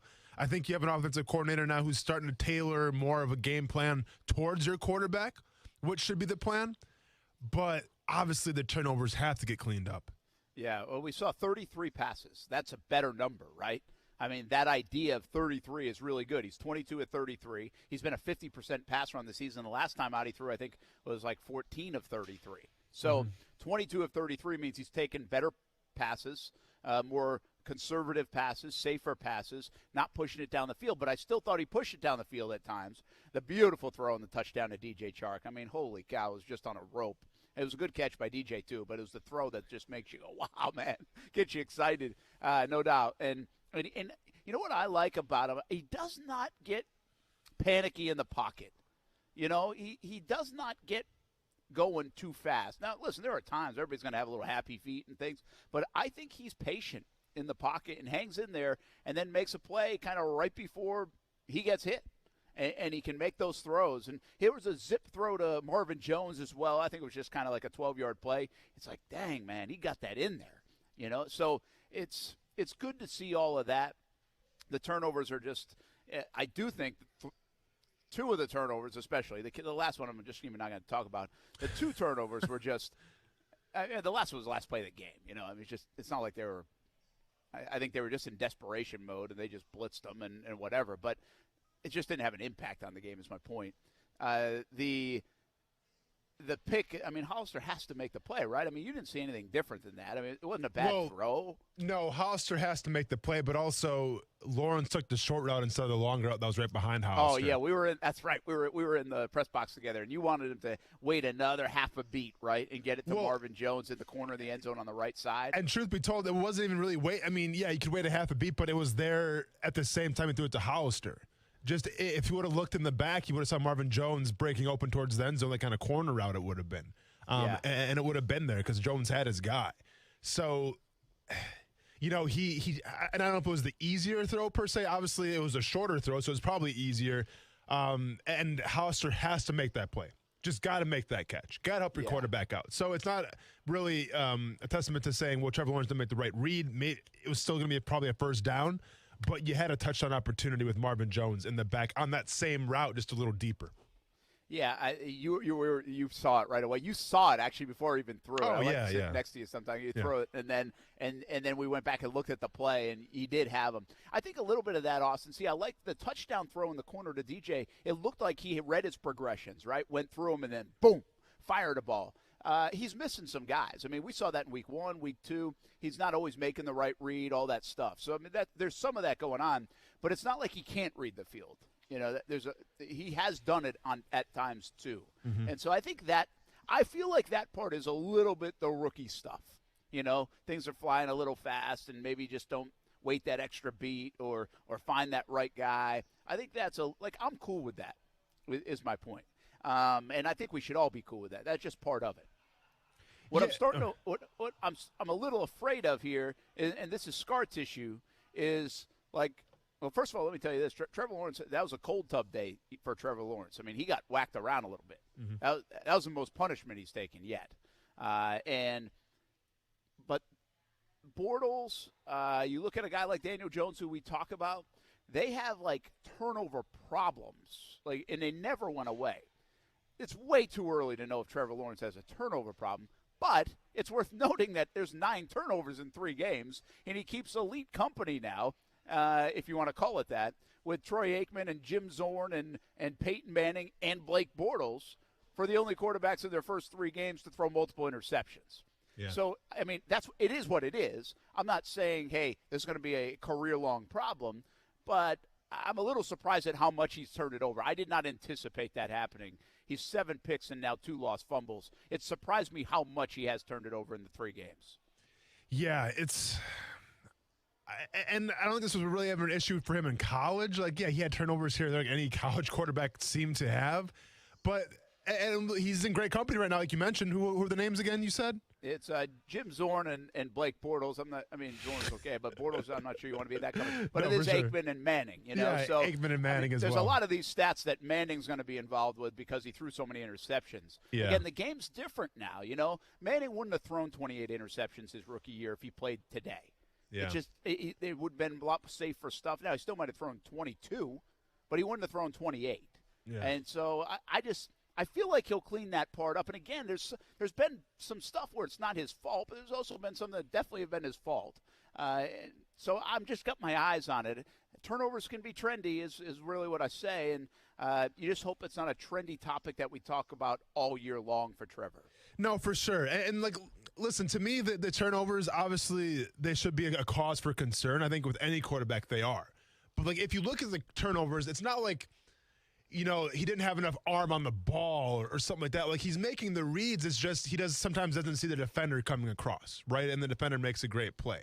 Now, maybe in college you can get away with making those types of throws. But he's going to find out really quickly here that in the NFL, every corner's fast. Every corner can break on a route even faster than they did when you played guys like, any college in the ACC, whether you played North Carolina or Miami. It's going to be different. So I think he has to just get accustomed to that and just get accustomed to the speed, which hopefully comes with time and experience. But I'm not mad because he's trying to, I don't want to say he's forcing because that's not really the issue. He's taking risks, okay? And I'd rather have a quarterback that can take risks as opposed to a guy that's gun shy. We haven't seen Trevor Lawrence become gun shy yet. And this is in case of a game, on Sunday here where he took some hits. Right? Chandler Jones and J.J. Watt, they were in the backfield making a residence, if you will. And you didn't get the vibe that Trevor Lawrence was actually shaken up from any of that. Now, if you watch Zach Wilson lately, Zach Wilson could be maybe a little shaken up, right? Yeah. He's having some problems right now in New York trying to gain his confidence. Or Justin Fields as well. You don't get a confidence issue or a gun-shy issue with Trevor Lawrence. And that's a good sign. Yeah.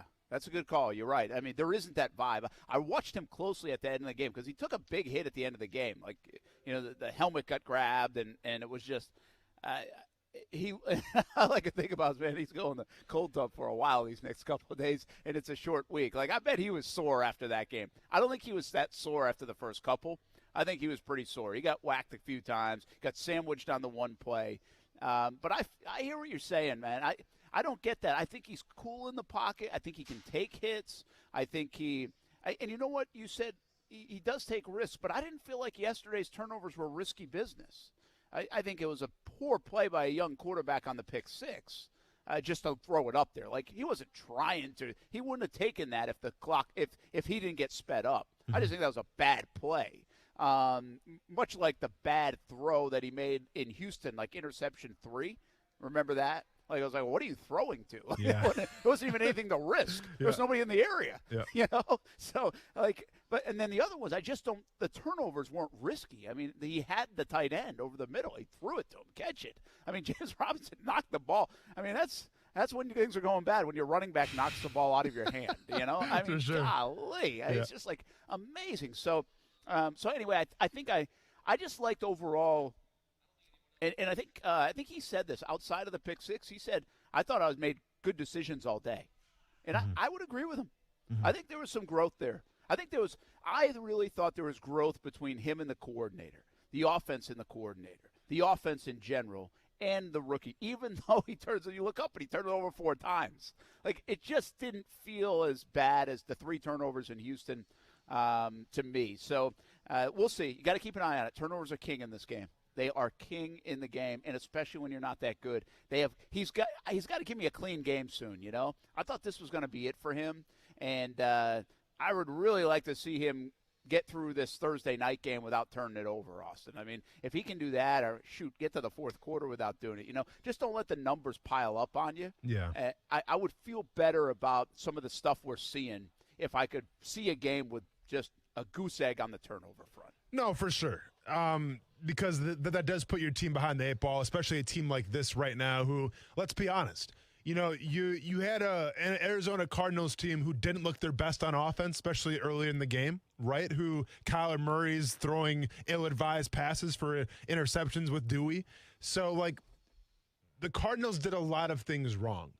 And when you have, in my opinion, a top-tier team like the Cardinals come to your house and they're not playing their best brand of football and you have a chance to win, like the Jaguars are to that point now, we have to do everything right. Even when the Cardinals are making mistake after mistake and they're not looking that great on defense possibly and their offense is kind of sputtering, even if you're the Jaguars, you have to play a perfect game to even make it close, to even make it a game where you have a chance to win. And obviously, missed extra points is one thing. Big plays on defense is another thing. But obviously, turnovers as well can be your Achilles heel, and it can really punish you in terms of trying to win ball games like that when teams like the Cardinals, who are supposed to beat you, keep you in the game and actually give you an opportunity to win the ball game. Yeah. Hey, Casey, I know you want to jump in on the DJ Chark play. What'd you see? Yeah, I just want to know if you guys noticed this from the press box. So they were driving, and I was sitting in 118, so I was in that corner. Mm-hmm. And as they're driving down the field. Did you catch the ball DJ threw? No, I did not. That was quite the arm, though. Yeah, it was over me. I'm not going to lie. I was kind of close to the field. Quite the frustration let out, too, wasn't it? Yeah, for sure. Yeah. All right, sorry, Casey. No, you're good. So 2 plays before the touchdown, they tried to take him off the field for Philip Dorsett, and he did not leave the huddle. I didn't see that. And the next play, Dorsett, there was a timeout or there was something that happened, and Dorsett came on the field, and DJ started making like the motion over, like cutting your neck, like the no motion. Yeah. He's like, no. He said something to Urban and kind of gestured Dorsett. I don't know the word, but he kind of pushed Dorsett off the field and was like, no, I'm staying on the field. They ran another play, and then I believe they were going kind of quick, and then the next play he caught the touchdown. So I didn't know if you guys had seen that, but I thought that was interesting that he knew whatever they were dialing up was going to be coming at least at his spot on the field, and he's like, nah, I'm making a play. So I thought that was pretty cool. That was, that is kind of, I guess that's a good thing. I think that's a good thing. Yeah. Right? I mean, we saw DJ throw some temper tantrums last year. Yeah. And you can see he's feeling it, Austin. That's what that shows me. Remember when, was it last year? I think it was last year. Last year when Minshew scored on a touchdown run and he fired the ball at the, whatever, right, almost into the stands, but the wall. Mm-hmm. You remember that play? Yeah. But it was like, it wasn't like some people fire the ball like I'm fired up. That was I'm fired up because I'm pissed off, kind of. I'm fired up. For sure. And that was a little bit of what DJ was. DJ's frustrated. He's had 3 catches in his first 2 games. He really was doing not much. Again, it was like 1 catch. And then he makes that nice play, and it was almost like, okay, now I feel involved. Finally, get me the ball, or I made a play, or something worked out. Like, that's what I sensed with that, and maybe that gets DJ going, because I told you, and we did this yesterday. We do show 9 a.m. to 11 a.m. on Sundays from the Duval House, ESPN 690 Game Day Live, and I said I really think this game is vital for James Robinson and DJ Chark. Well, it's good that they both made plays. Now, James made a lot more and was more consistent. But I think that was good for DJ. I hopefully that gets him going, because Marvin was pretty good again. And they spread it around. LaVisca made some plays here or there. But they got to get DJ going. I mean, you can't have a Pro Bowl caliber player who's caught 3 balls through 2 games. Finally he got a touchdown. Maybe that gets him going. Yeah, without a doubt. And obviously there's frustration from Chark's angle, because he knows how important this season is for him in terms of getting that second contract. And, the wide receiver, it's a position, when it's going good, it's going great. But when you're not getting the targets, if there's miscommunication, whether with the offensive coordinator or the quarterback, you're not on the same page, it can be detrimental to obviously your stats, but more importantly, your money that you're about to make. And I get the sense sometimes that's where DJ Chark's at right now, right? Yeah. You sensed that last year a little bit. You saw the frustrations built up. But let's be honest. I mean, you're frustrated because you weren't winning a lot of ball games either. I think this year, you're still frustrated because, the team's 0-2 and after the Cardinals game now 0-3. But this is a make or break year in terms of how much money you're going to generate. And truth be told, if GMs are thinking about signing you, or even if this franchise is going to re-sign DJ Chark, they're looking at the stats. They're going to throw on the game film eventually, but the first thing they're going to go to is how many catches, how many touchdowns. Simple as that. Just like if you're an edge rusher, how many quarterback sacks, how many tackles for loss, yada, yada, yada. Like, that goes with you. It's simple as that. And with DJ Chark, the first 2 games, obviously the targets, maybe they were there a little bit, but there was drops and just not being on the same page. So he needs a big season, and he understands that. And I think that's where the frustration comes from sometimes. Yeah, and I think, listen, your quarterback needs that. I mean, you come into this thing, I'm going to be honest with you, man, I'm surprised. I'm surprised the offense has struggled to this point. I didn't think it would. Now, listen, I also didn't think he was going to come in here, Trevor, and make, like, all these great plays and maybe match the season of Herbert. I didn't have that. I just thought things would be easier for him with the people around him. And listen, the offensive line has not played that poorly. I mean, they had moments yesterday where I thought they played poorly. Mm-hmm. But Cam Robinson did a heck of a job on Chandler Jones. Yeah, I mean, yeah. didn't he? I mean, Chandler Jones, yeah. I think he had the one – again, I feel like there were some whiffs yesterday on the offensive line. But I didn't hear Chandler Jones' name a lot. I didn't see 55 in the backfield a lot. And he's a dangerous player. Mm-hmm. So I thought the offensive line did okay. James Robinson gets on track finally. They give him the ball. You got Marvin Jones playing pretty good. You got no tight ends. You knew that. I just thought overall this offense would look way more in sync off the get-go than it has. And, again, some people could criticize and go back to the training camp and just say, hey, didn't get enough work, right? Mm-hmm. Maybe that is it. But I really have felt this is more on the offensive coordinator and getting in sync with his quarterback and offense and what he has. It's taken Bevell 3 games, and that surprised me, maybe more than anything else. Yeah, it really surprised me. And, this is still a team that's trying to figure out who they are. They have a better sense now, right? Because I always mention identity. Who are you guys? What do you guys specialize in? What is the goal? What is the objective? And I get, depending who you play against, it can change week to week. But you have to have a foundation and a base of where you fall on and say, this is who we are. I think we saw a closer result of what they could be. But once again, it hasn't come completely to fruition quite yet. And I think another thing, too, as well is, with the whole James Robinson thing. Now, he didn't get the 20 touches like you wanted, like I think we all wanted. But if you couple that with Carlos Hyde and then, the Trevor Lawrence carries, I mean, they got 20 touches total over that in terms of rushing with the football. But I just and I want to get your kind of opinion on this. How do you feel, and this is a prime example, James Robinson leads the drive down, it was the 8 runs that they had. He leads the guys down. Carlos Hyde gets close to the goal line, then they finish with James Robinson touchdown. The very next series, after James Robinson just showcased a running clinic and that offensive line was firing on all cylinders in terms of winning the trenches, they bring out Carlos Hyde. Yeah. Do you think that in terms of game flow, in terms of the offense, does that mess the team up a little bit? Or is that okay? Yeah, I think it's been a little overdone on the Hyde stuff. I get your point. I would also say, though, Hyde had some nice plays in that game. Like, he had some nice runs. So I think it's eye-popping when we don't see James in the lineup because he was in there every time last year.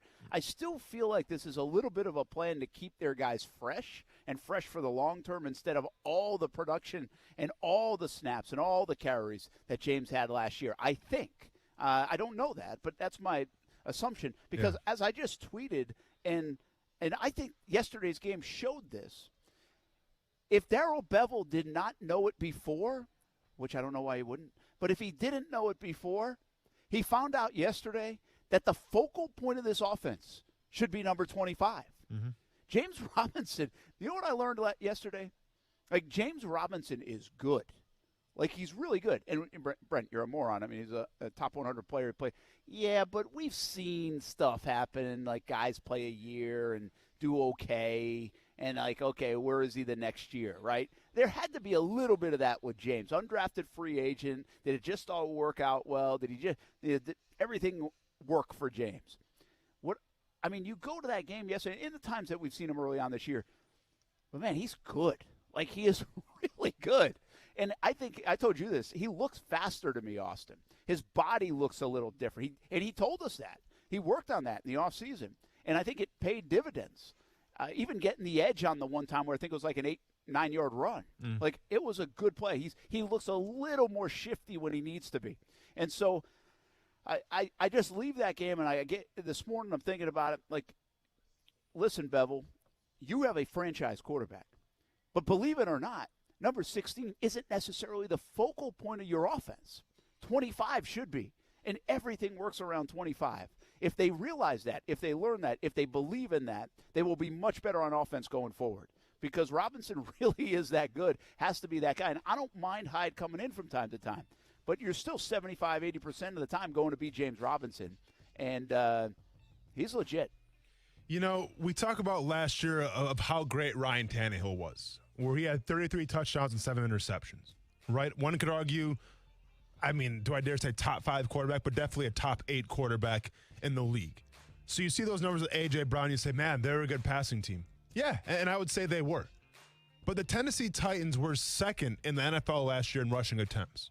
Why? Because they know who they are at the end of the day. Yes, you had A.J. Brown have a come-out season. Yes, Ryan Tannehill playing at an all-time level, but you still have Derrick Henry, and you're still a run-first team.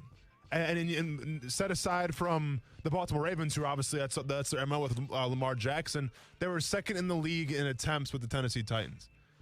I understand that you have Trevor Lawrence, you have a decent wide receiving core that you're excited about, but you got to know who you are.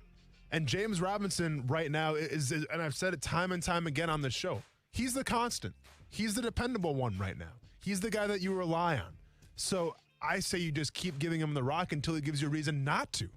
And through 3 games, he has not given you a reason not to give him the football. Yeah, I agree with you, man. And the RPO stuff will work better. The play actions will work better. The offense will work better if you focus on James Robinson being the focal point of it. Darrell Bevell had to learn that yesterday. If he didn't know it before, it was proven yesterday by getting the ball to James Robinson in the passing game or the run game. We'll be back. We're live at Sneakers here at the beach. Come on out. We'll be here until 6. And then, of course, Jags Report live from 7 until 7:30 on Fox 30. More Jags talk, more NFL talk. Josh Gordon has a new home.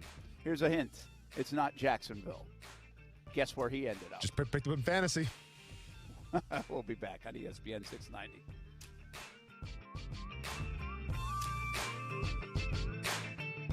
Now, the First Alert forecast on ESPN 690.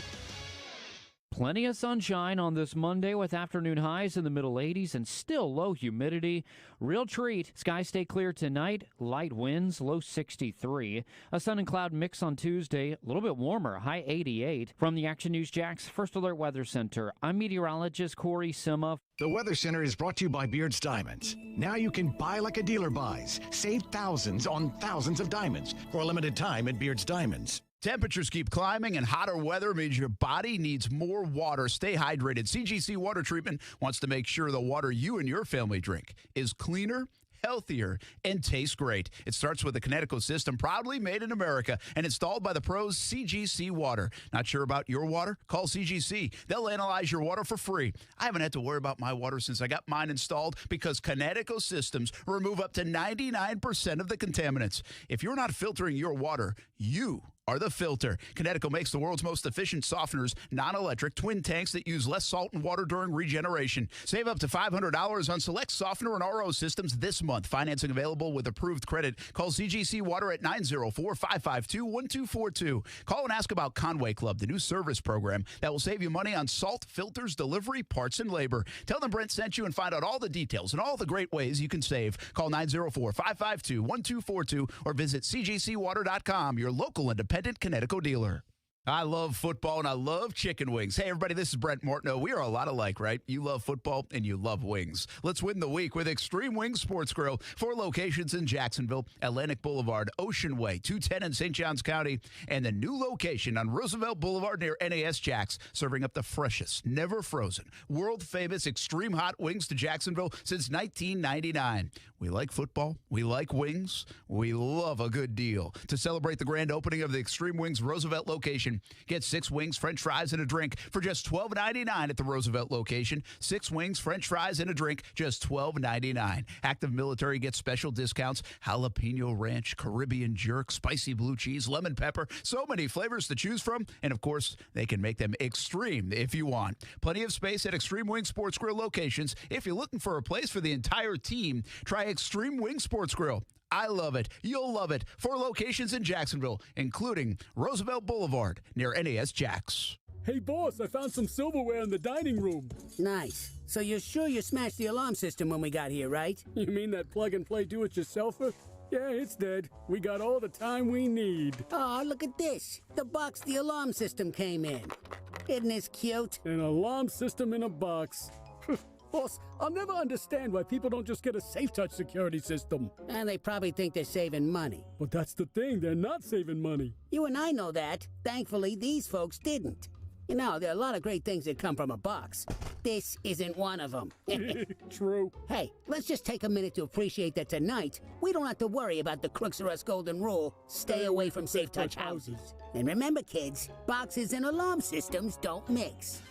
Only one security system is truly the best. Hi, I'm Lester Jackson, president of Safe Touch Security Systems. No one beats our technology or our price. Call Safe Touch today at 888-723-8682 or go to safetouch.com. State license number EF233. Okay, I get it. So the summer season's almost over, but that's why we live in Florida. And that's why our friends at Arlington are doing fall Florida style with hot temps and even hotter deals. Get to Arlington Toyota today because they have 400 new Toyotas available with interest rates as low as 0% on over 10 new Toyota models. Plus, you get 30 days to love your purchase or exchange it. And every new car purchase gets a lifetime warranty with unlimited time and miles. Shop arlingtontoyota.com today. Visit arlingtontoyota.com/September for full details. Do you constantly outperform your peers? Do you enjoy setting challenging goals and then exceeding them? And do you want a job where you can determine the size of your paycheck?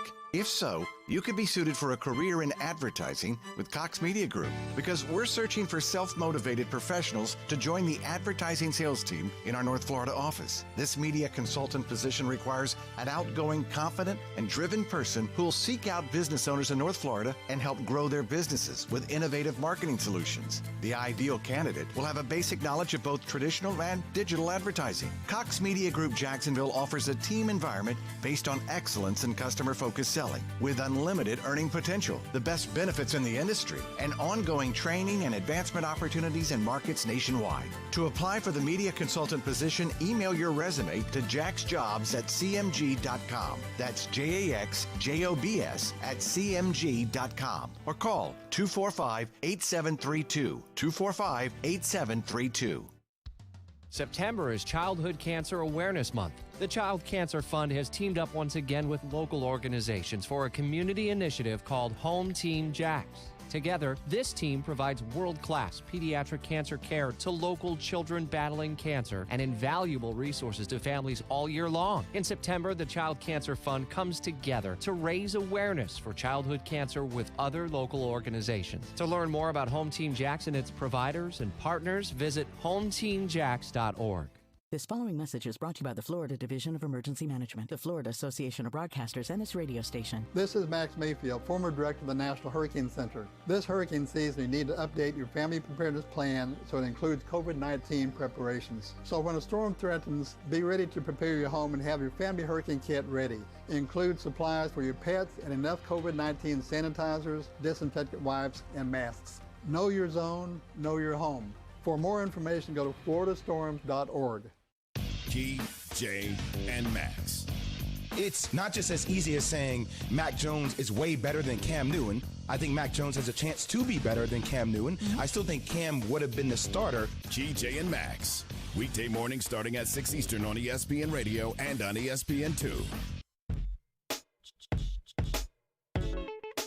Yeah, I mean, nothing changes. Gosh, I'm sick because I feel like we should have won that game. But yeah, nothing changes. I thought we got a lot better today, and you could tell there were some sparks. We made some plays. Collectively, the defense, gosh, they played great, especially against the weapons over there that the Cardinals have. I mean, you can't ask for any more out of that. Same thing, it's just got to be more consistent. You know, that pick six killed us, obviously. That's all on me. Got to just be smart and eat it, throw the ball away right there. Man, you listen to Trevor Lawrence's press conference, even after the game during our post-game show. We do a post-game show on Action News Jax's app after every game, man. It's like he makes you feel better. Yeah. You know, he does. It's just like, even listening to him there, he's like, what did he say? He's like, I'm sick. I can't believe that we lost that game. Like, we should have won the game. You know, and he felt like down there. I think it's pretty cool. He knows, he evaluates it pretty quick. You know, he's talking 10, 15 minutes after the game. And, you know, obviously he continues to take ownership of it. But, I mean, he knew, like, they were down in the red zone, and obviously the pick six. And it just, if that was the heartbeat of the team, they really felt like they let one get away. Yeah. You know, they felt like they were the better team out there. Now, we know they're not the better team overall, but on that Sunday afternoon, they felt like they were the better team. Yeah, well, it's also refreshing, too, coming from, Nick Foles a couple years ago where it was like a pep talk kind of thing. Like, Trevor, you get the sense that Trevor knows that, this fan base is aching for a win right now. Yeah, he gets it, right? And I think Trevor Lawrence gets that. And like at the same time, you still have to have, you're the quarterback of an NFL team, so you have to have some sort of cliche speak just because that's the way it goes. But I appreciate how he phrases things, and I appreciate how, he tells it like it is, but at the same time, he's got to defend the team. He's got to defend the coaches, defend his players. So it's a nice balance between, hey, I know what you guys are going through, I hear you, and hey, we're on to the next week. That's a really good call, though. If you do relate it to the Foles situation, where Foles knew that, hey, what Foles was trying to say is we got to flip this thing, right? We got to flip this culture in here. It's a losing culture. We got to flip it around. I want to be a part of it, but it's going to take a little time. So, we got hopefully we win, but we got to take small little victories from everything, all that stuff. That's what he was trying to say. But he was throwing it so much at it was just literally shoving it, like force-feeding us. It was just right at us. In a lot of respects, I feel like Trevor, first of all, wise enough as a young guy to know the same thing. He knows they're not a 10-win team. He knows that they've got to flip this around. He has this really good sense of, like you just said, man, the fans, they're dying here, 18 losses in a row. But still that level of confidence, like, hey, we are going to be the people that get it done. Like, we are going to be the ones getting it done. And this locker room, we're working our butt off and all those things, all those cliche things. He has a very good sense and a great way of articulating it. That I feel registers. And I'm telling you, man, I listen to that because I listen while we're on our postgame show, and I'm like, God, he makes you feel better about it. Like, he does. And I think the backup part of this, Austin, is that we see enough from this guy through a few games that we believe him.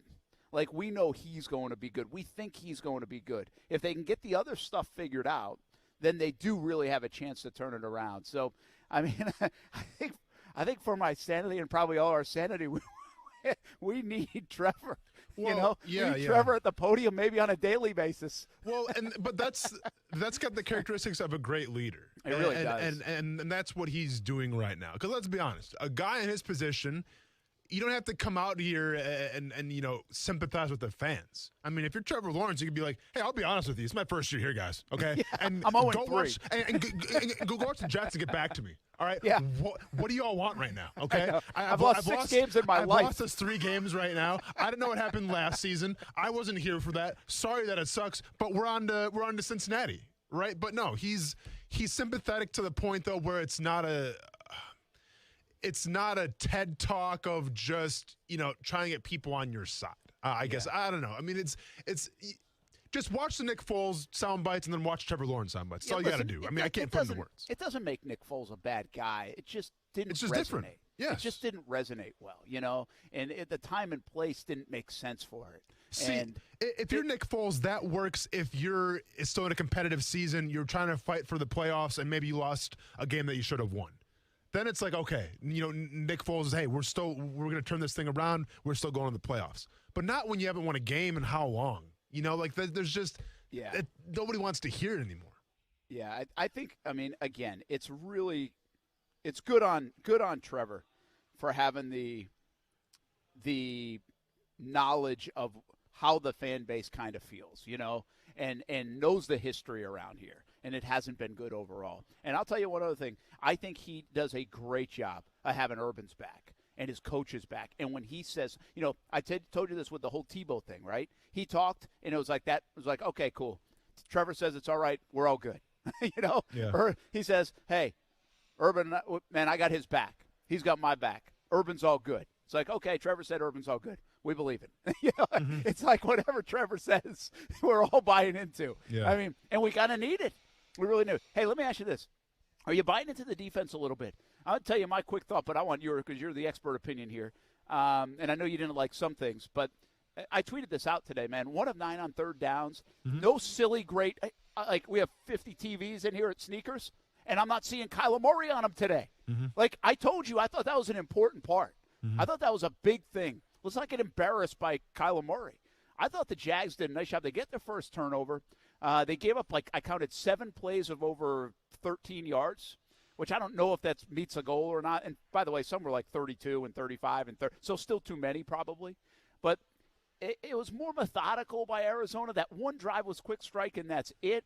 I thought they coached well. Like, that gave me confidence that Joe Cullen put together a great game plan.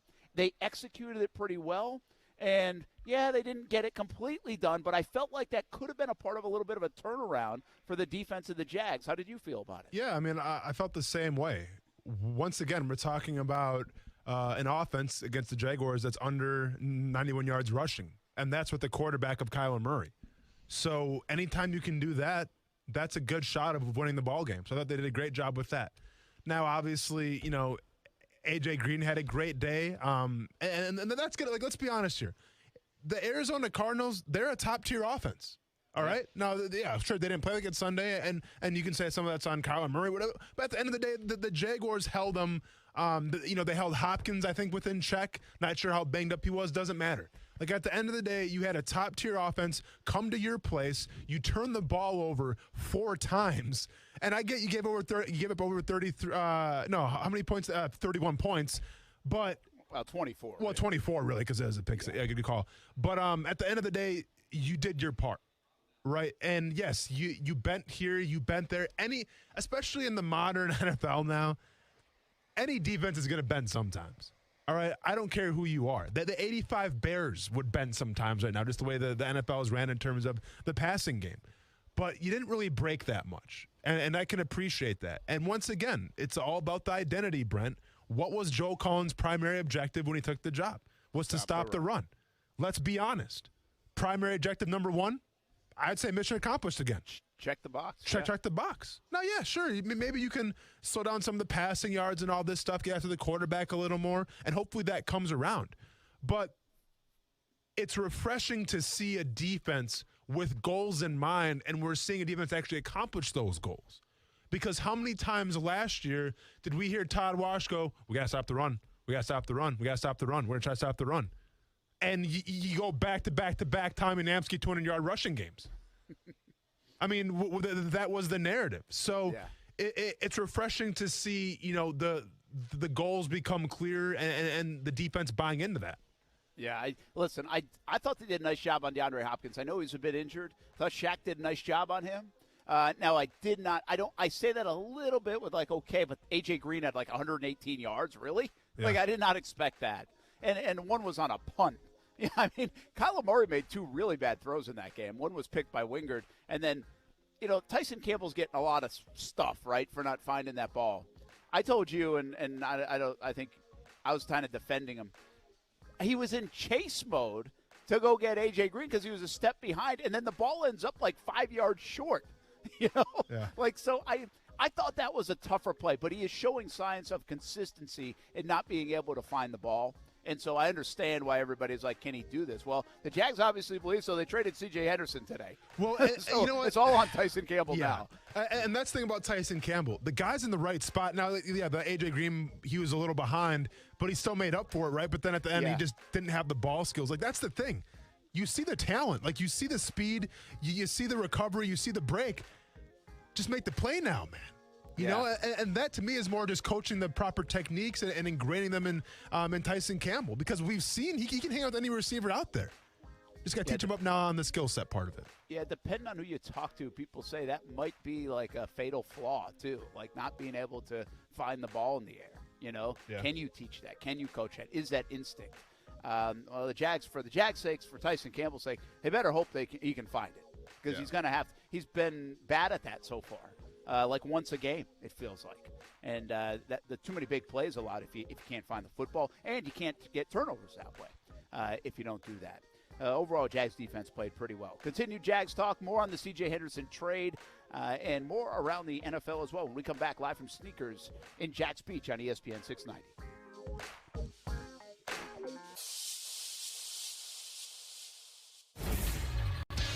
ESPN 690 SportsCenter update. What's up, Jacksonville? I'm Casey Kurtz. You can add another name to the long list of Jacksonville Jaguars' first-round whiffs. This morning, after a loss to the Arizona Cardinals, the Jags announced a trade of the 9th overall pick in the 2020 NFL Draft, C.J. Henderson, to the Carolina Panthers. Henderson played 10 career games with the Jags over 2 seasons and recorded 1 interception, which came in his first career game, which was the last game the Jacksonville Jaguars won 379 days ago, week 1 of the 2020 season. Besides Trevor Lawrence and Travis Etienne, who were drafted this past season, Henderson played in the fewest amount of games of any Jag selected in the first round of the NFL Draft. The Jags received tight end Dan Arnold and a 3rd-round pick in return. This SportsCenter update sponsored by Jacksonville Chrysler Jeep Dodge.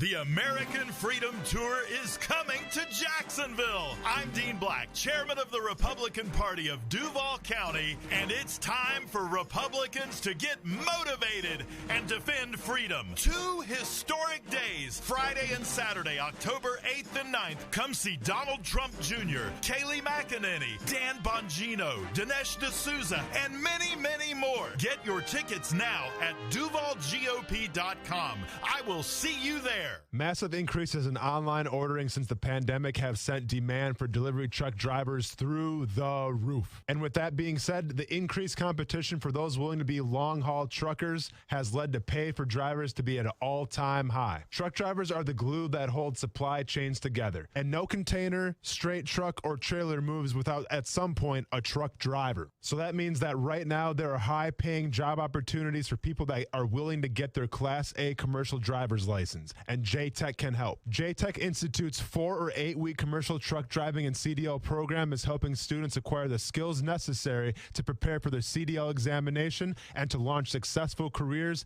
as commercial truck drivers. To learn more about J-Tech, visit jtech.org or call them at 904-483-9460. Ask for Hank to set up an appointment to tour the campus or get your questions answered. That's 904-483-9460 or visit jtech.org. Are you bored from being bored? Then put a little excitement in your life in a great pre-owned from Arlington Toyota. Our friends over at Arlington have over 400 used available. 400! All makes and models. Plus, you get 30 days to love your purchase or exchange it. And if your Beacon score is from 450 to 850, almost everyone is approved. I'm excited. Are you excited? Then shop in person and online at arlingtontoyota.com today. Visit arlingtontoyota.com/September for full details.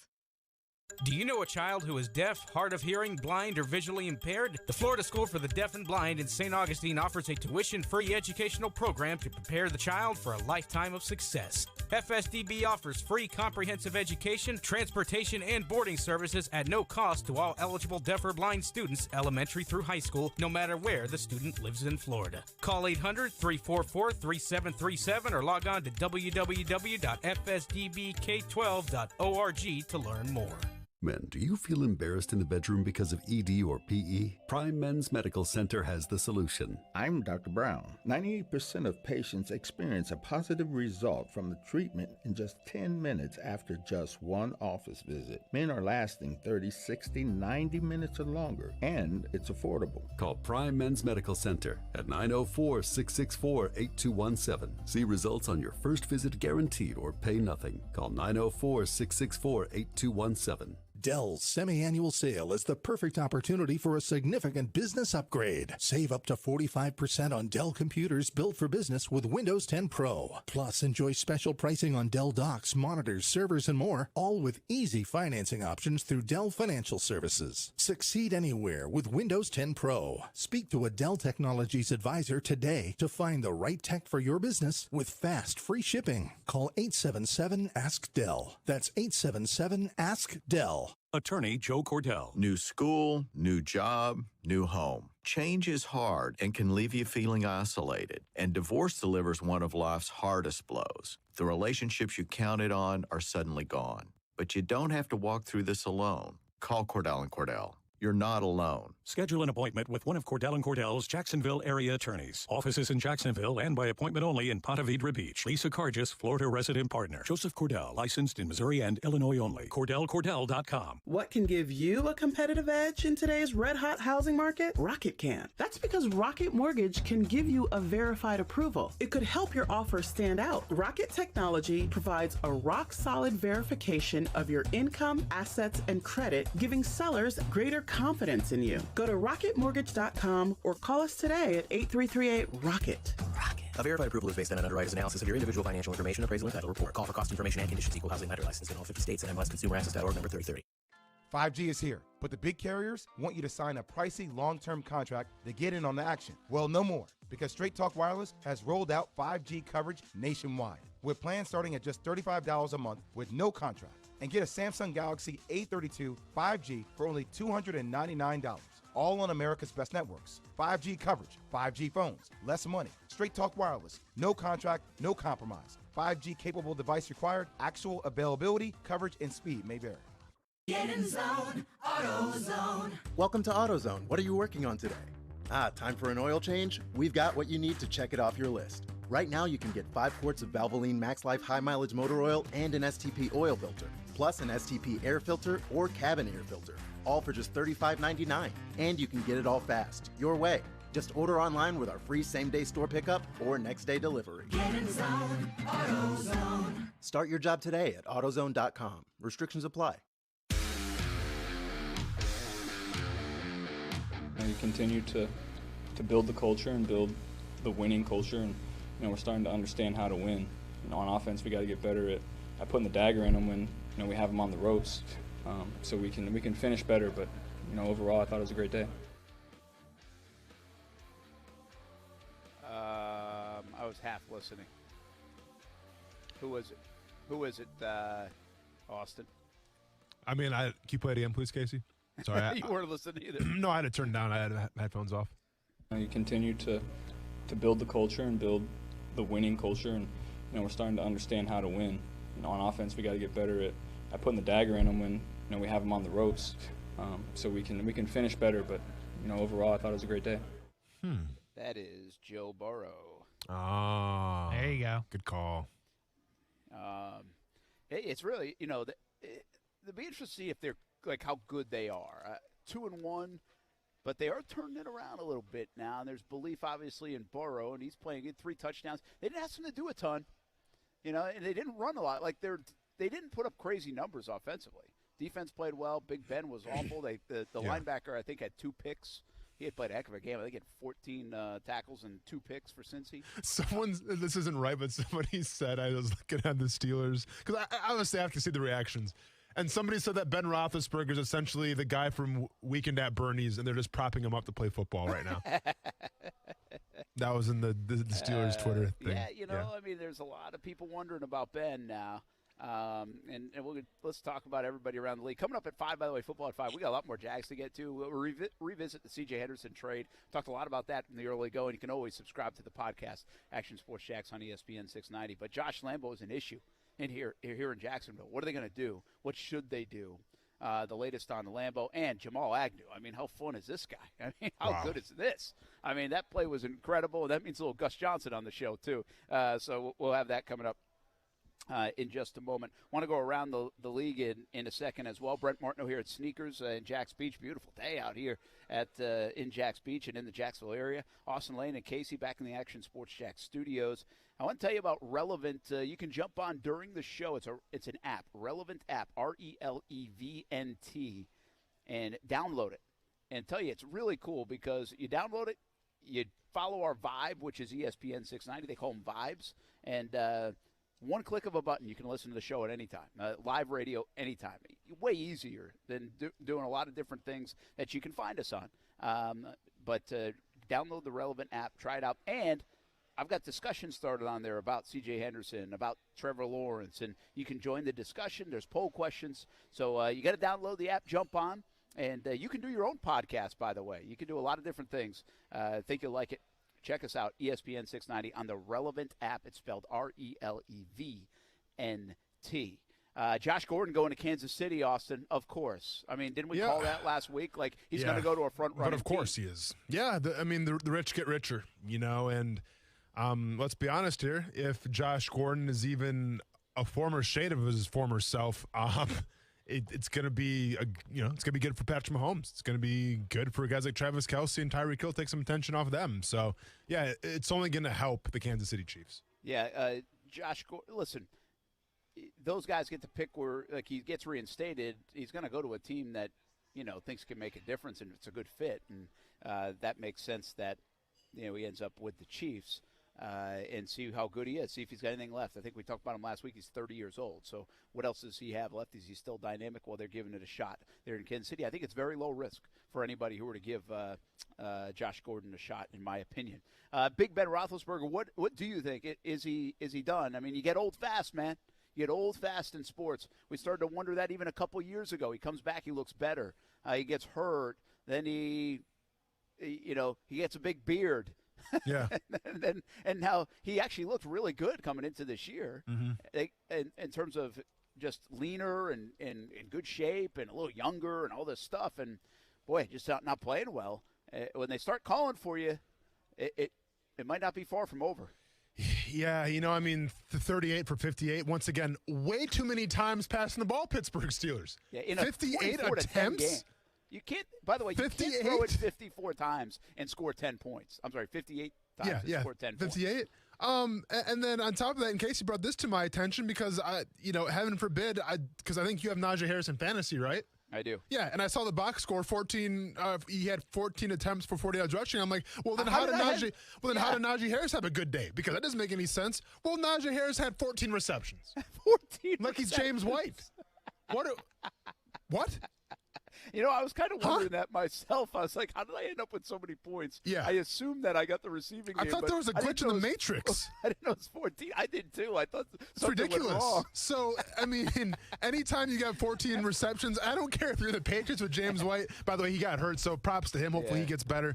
But anytime you throw Najee Harris the ball 14 times, I don't know. Like, is Chase Claypool and all of a sudden Smith-Schuster not up to par anymore? What are we talking about here? Schuster got hurt a little bit too with the ribs. So, by the way, Pat Freiermuth, 3 receptions, 22 yards, and a touchdown. 22 yards. What? He got a touchdown? 3 catches, 22 yards. Yeah, what? At least he's competing. He's competing. Very good. Brent, you would kill for a 3-reception, 22-yard day and a touchdown for the Jacksonville Jaguars, not the tight end position. You would kill for those numbers. He'd become the 5th best tight end in franchise history if he did that. You would kill for those numbers right now. So don't shoo off Pat Freiermuth. He did nothing to you. Jags threw 5 balls to tight ends. They had 2 interceptions and a fumble on the 5 targets. Exactly. So show Pat Freiermuth a little more respect, please. Oh, man. We'll be back. Action Sports Jacks on ESPN 690. It's football at 5 coming up next. What is going on with Josh Lambeau? And do they have to make a move? It's next.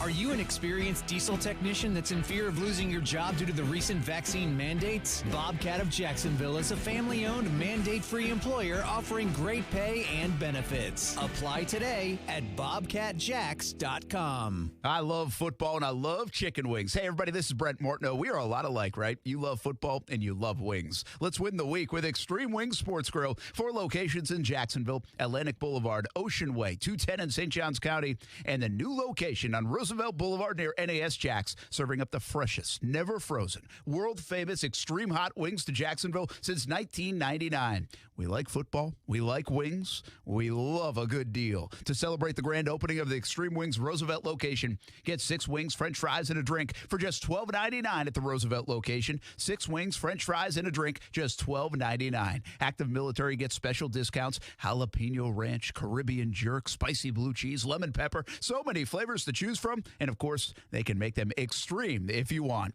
Plenty of space at Extreme Wing Sports Grill locations. If you're looking for a place for the entire team, try Extreme Wing Sports Grill. I love it. You'll love it. 4 locations in Jacksonville, including Roosevelt Boulevard near NAS Jacks. Do you know what it takes to be a successful business owner? If so, share your advice with someone who is eager to learn from your experience.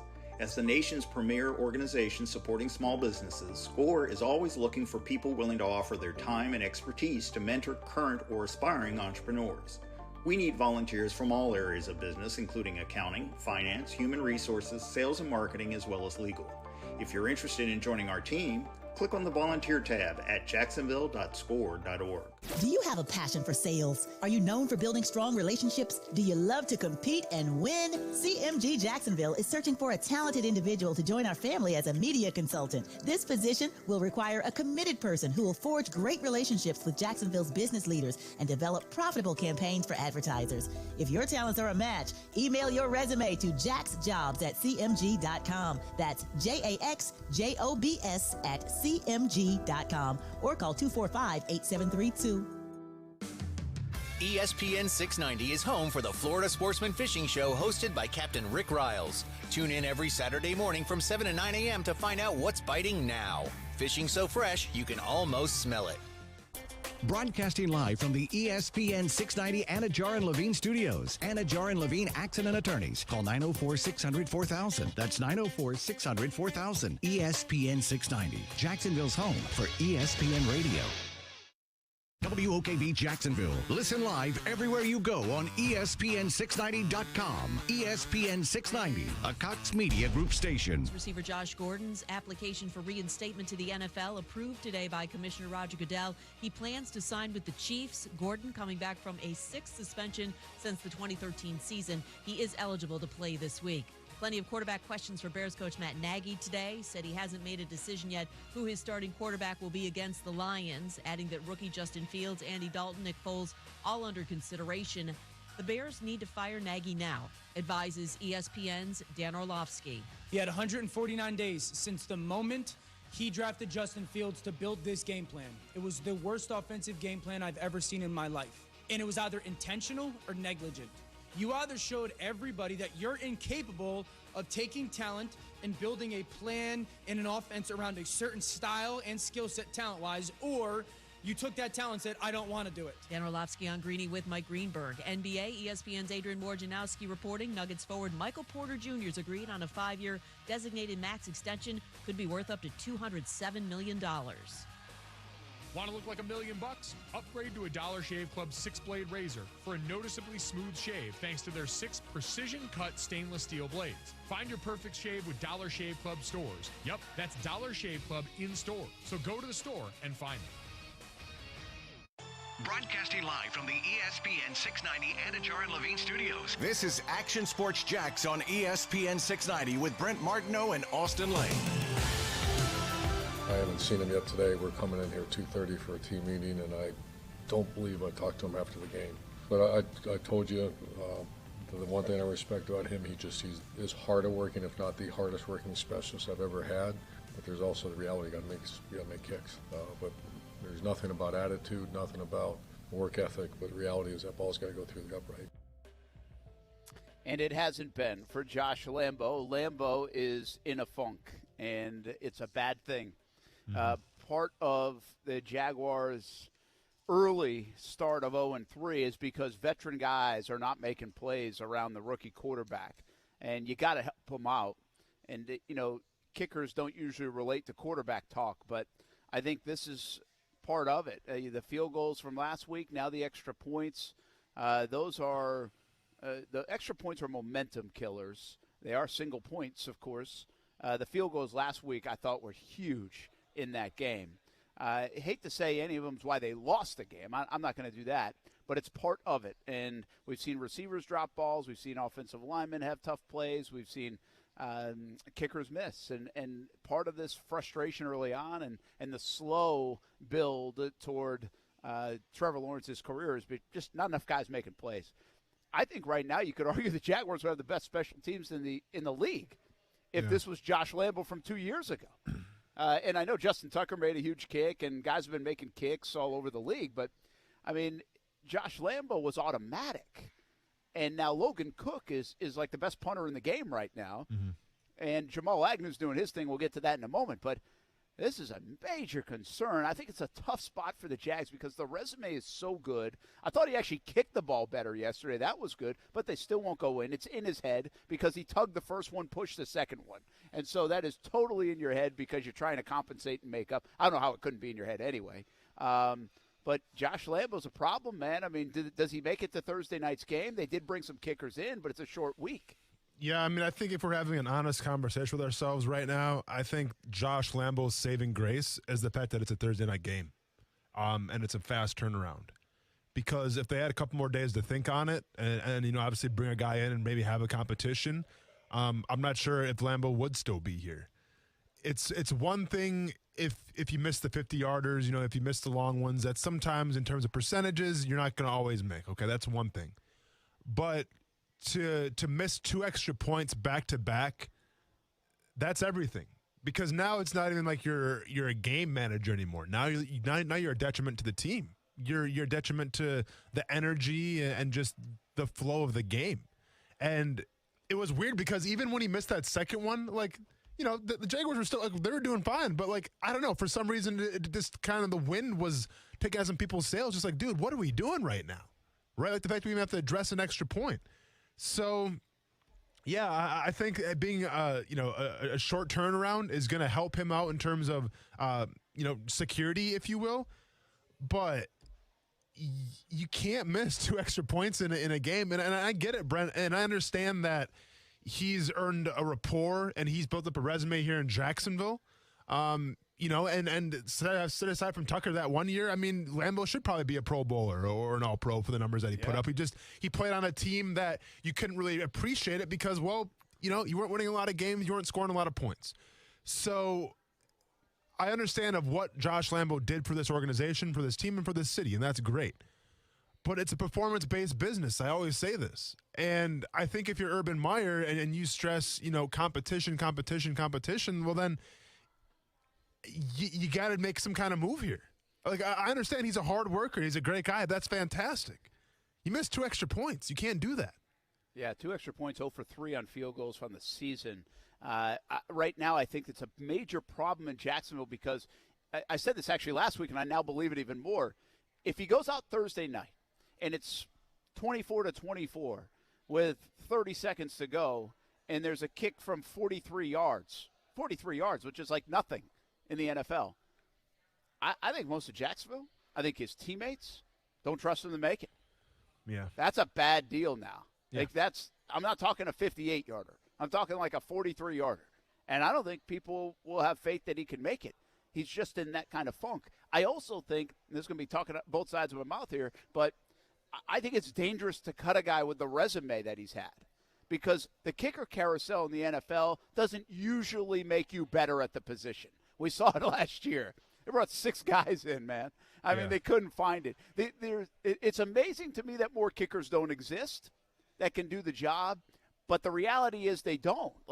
It's not like you only have 3 of them, but you certainly don't have 103 of them. So, do you know what I mean, honestly, if I'm Urban, it's not even really Urban Meyer's call, I guess, but I'm sure he has some kind of input.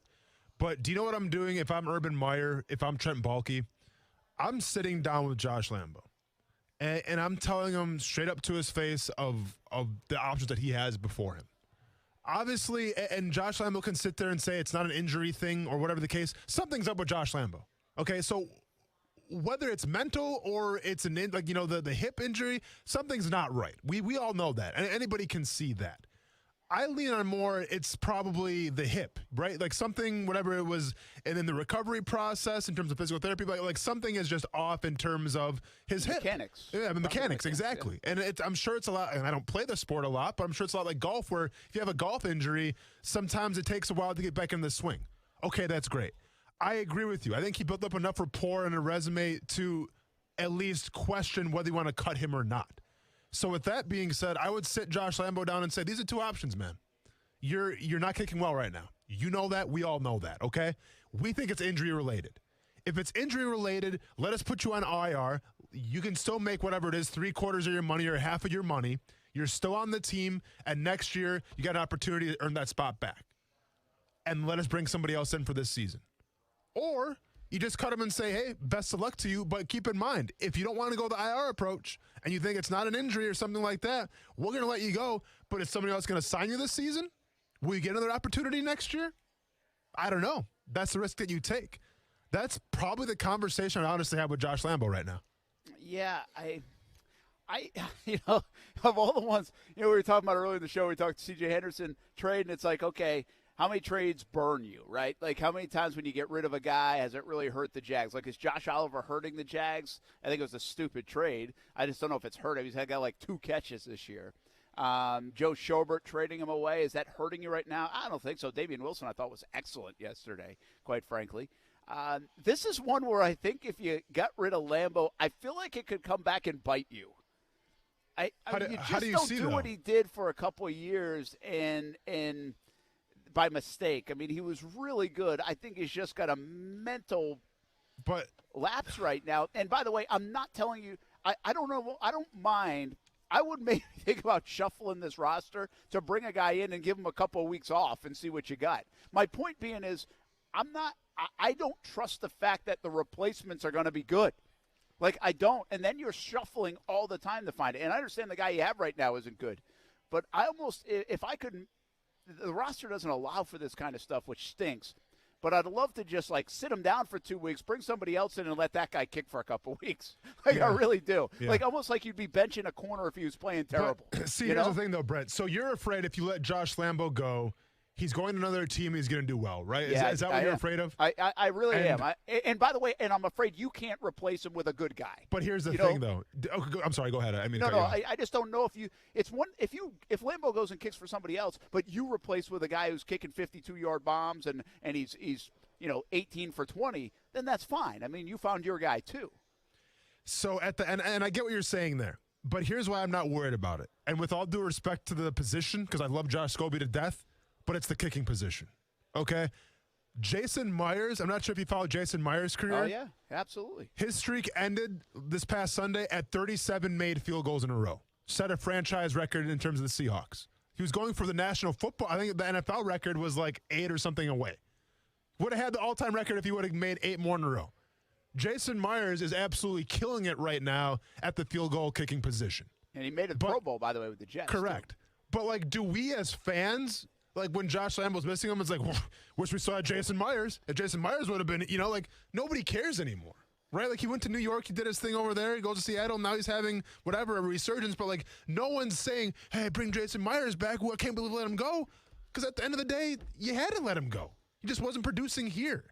And I don't think fans really miss Jason Myers because at the end of the day, like, you can, you're probably not going to get another Justin Tucker here, right? Justin Tucker's like one of one. Like, he's the outlier. Justin Tucker is like, he's the weapon. Lambeau in the past has been that weapon, but now for whatever reason, he's not that really anymore. Jason Myers is, the personification right now of consistency in Seattle.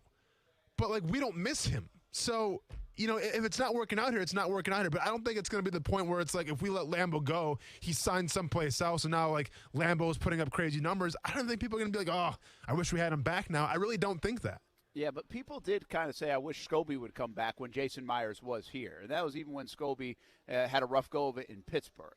So there was a little bit of that. And I'll tell you why they didn't ask for Myers to come back even after he goes on to a Pro Bowl, and that's because Lambeau was so damn good. Yeah, I mean, Lambeau was better. Lambeau got here and he never missed a kick. And so it made it easier that Myers doing great. So what? We got a kicker that's even better. And by the way, Myers still misses those extra points, which the fans hated. And he still does that in Seattle, even though he hasn't missed a field goal. Listen, I'm not going to lose sleep over it. He's a $3.5 million guy, and he's not making kicks. If he gets cut, he's earned it. But I'll tell you, just because this is less about Lambeau and more about what I saw them try to do last year with the kicking position. They couldn't get a guy to kick, and they went through 6 kickers. So if you're going to get one, then go get one and find one that works. I mean, trust your scouting department. But how has that worked out recently? I mean, well, yeah. And speaking of getting one, I think they have signed one in the practice squad, right, Casey? They did. Yeah. Casey, got any facts about this dude? Yeah, that's our guy. Let me scroll up away from the stats. Hold on. Yeah, it is. Matthew Wright. That's our guy. Okay. Lancaster, Pennsylvania, born and raised. Weighs about 179 pounds when he was in college. 6 foot even. Kicker at UCF, so he's familiar with kicking in. I'm sure he was close by. That's why they gave him a holler. Yeah. He kicked it in the bounce house. Longest field goal he made in college would be from 50 yards. Career in college. 55 for 71, which is 77%. I'm not going to lie to you. That doesn't sound very good. 77 is a C. That's like the lowest you can pass with in college is C. Yeah, I mean, usually if you're, I think like 80% is like pretty good, though. But it's not far off. Nevertheless, his senior year, 85%. Now, I know what you're thinking. Why am I giving you college stats? Well, there are no NFL stats. And his college days ended in 2018, so I'm not sure what the situation is at this point, where he's been. I think he's on some practice squads like he is currently on ours. But that is the situation on our boy Matthew Wright. There you go. Well, let's talk about different special teams. And how about Jamal Agnew? Do you have that ready to go, Casey? And short. Agnew brings it out of the end zone. Agnew still running. Agnew down the sideline. Agnew touchdown Jacksonville. 109 yards. Incredible. Unbelievable. It's, some of the games that Gus Johnson has done, it's amazing, right? My buddy Andrew Catalon gets a lot of good games, too, I will say, because I listen to him a bunch, and he gets a lot of, NCAA tournament and NFL games. Not all the time, but it seems like he's always getting some great finishes. Well, Gus Johnson, it feels like he's always getting great finishes. Yeah. And even in Jacksonville now, he did the Hail Mary, the David Garrard Hail Mary against Houston. He also did the Chris Johnson, Maurice Jones-Drew. Remember when they both went for over 200 yards? Yep. And they kept going back and forth down the field, the two of them? He did that game. And then he does this one yesterday, and Agnew does that. I mean, it was what a play it was. He was the first free agent signing. And I took some heat for, even though I was kind of kidding. I guess people don't get that on Twitter sometimes. If people don't think you're kidding, you might have to make it a little more sarcastic, Brent. That's on you. I know. I forgot to put the emoji, right? That's you gotta on you. Put an emoji. Well, 3 games in. You don't need an emoji. Yeah, 3 games in, and Brent's already getting fed to the wolves. You don't need the emoji. You just got to phrase it where people. Because I saw what you put. Yeah, I know. And there's no seriousness to it. There really wasn't. Okay. I'm just saying. But not for a guy 3 games in. Yeah. I made 2 mistakes on my tweet. You always have to follow up either ha-ha, laugh out loud, emoji, or you got to put like exclamation point to know you're being a little sarcastic rather than question mark. The art of tweeting. Live tweeting at that especially. Well, yeah. See, live tweeting is different because now, you don't have time to think really. You just kind of react. Or in the moment. And in right? the moment, yeah. I mean, we were all in the moment. That was a moment there yesterday. Yes. And then you get people that go back and read it 6-7 hours later. Yeah. But I mean, to be fair, I put yesterday, if the Jaguars lose 18-game losing streak and now name being tied to the Fast and Furious franchise as Urban Meyer, people knew I was joking, though. I didn't put any emojis. You just got to phrase it right sometimes. I didn't do a good job. You know what's funny about that tweet? By the way, people calling you out, by the way, I saw it, too.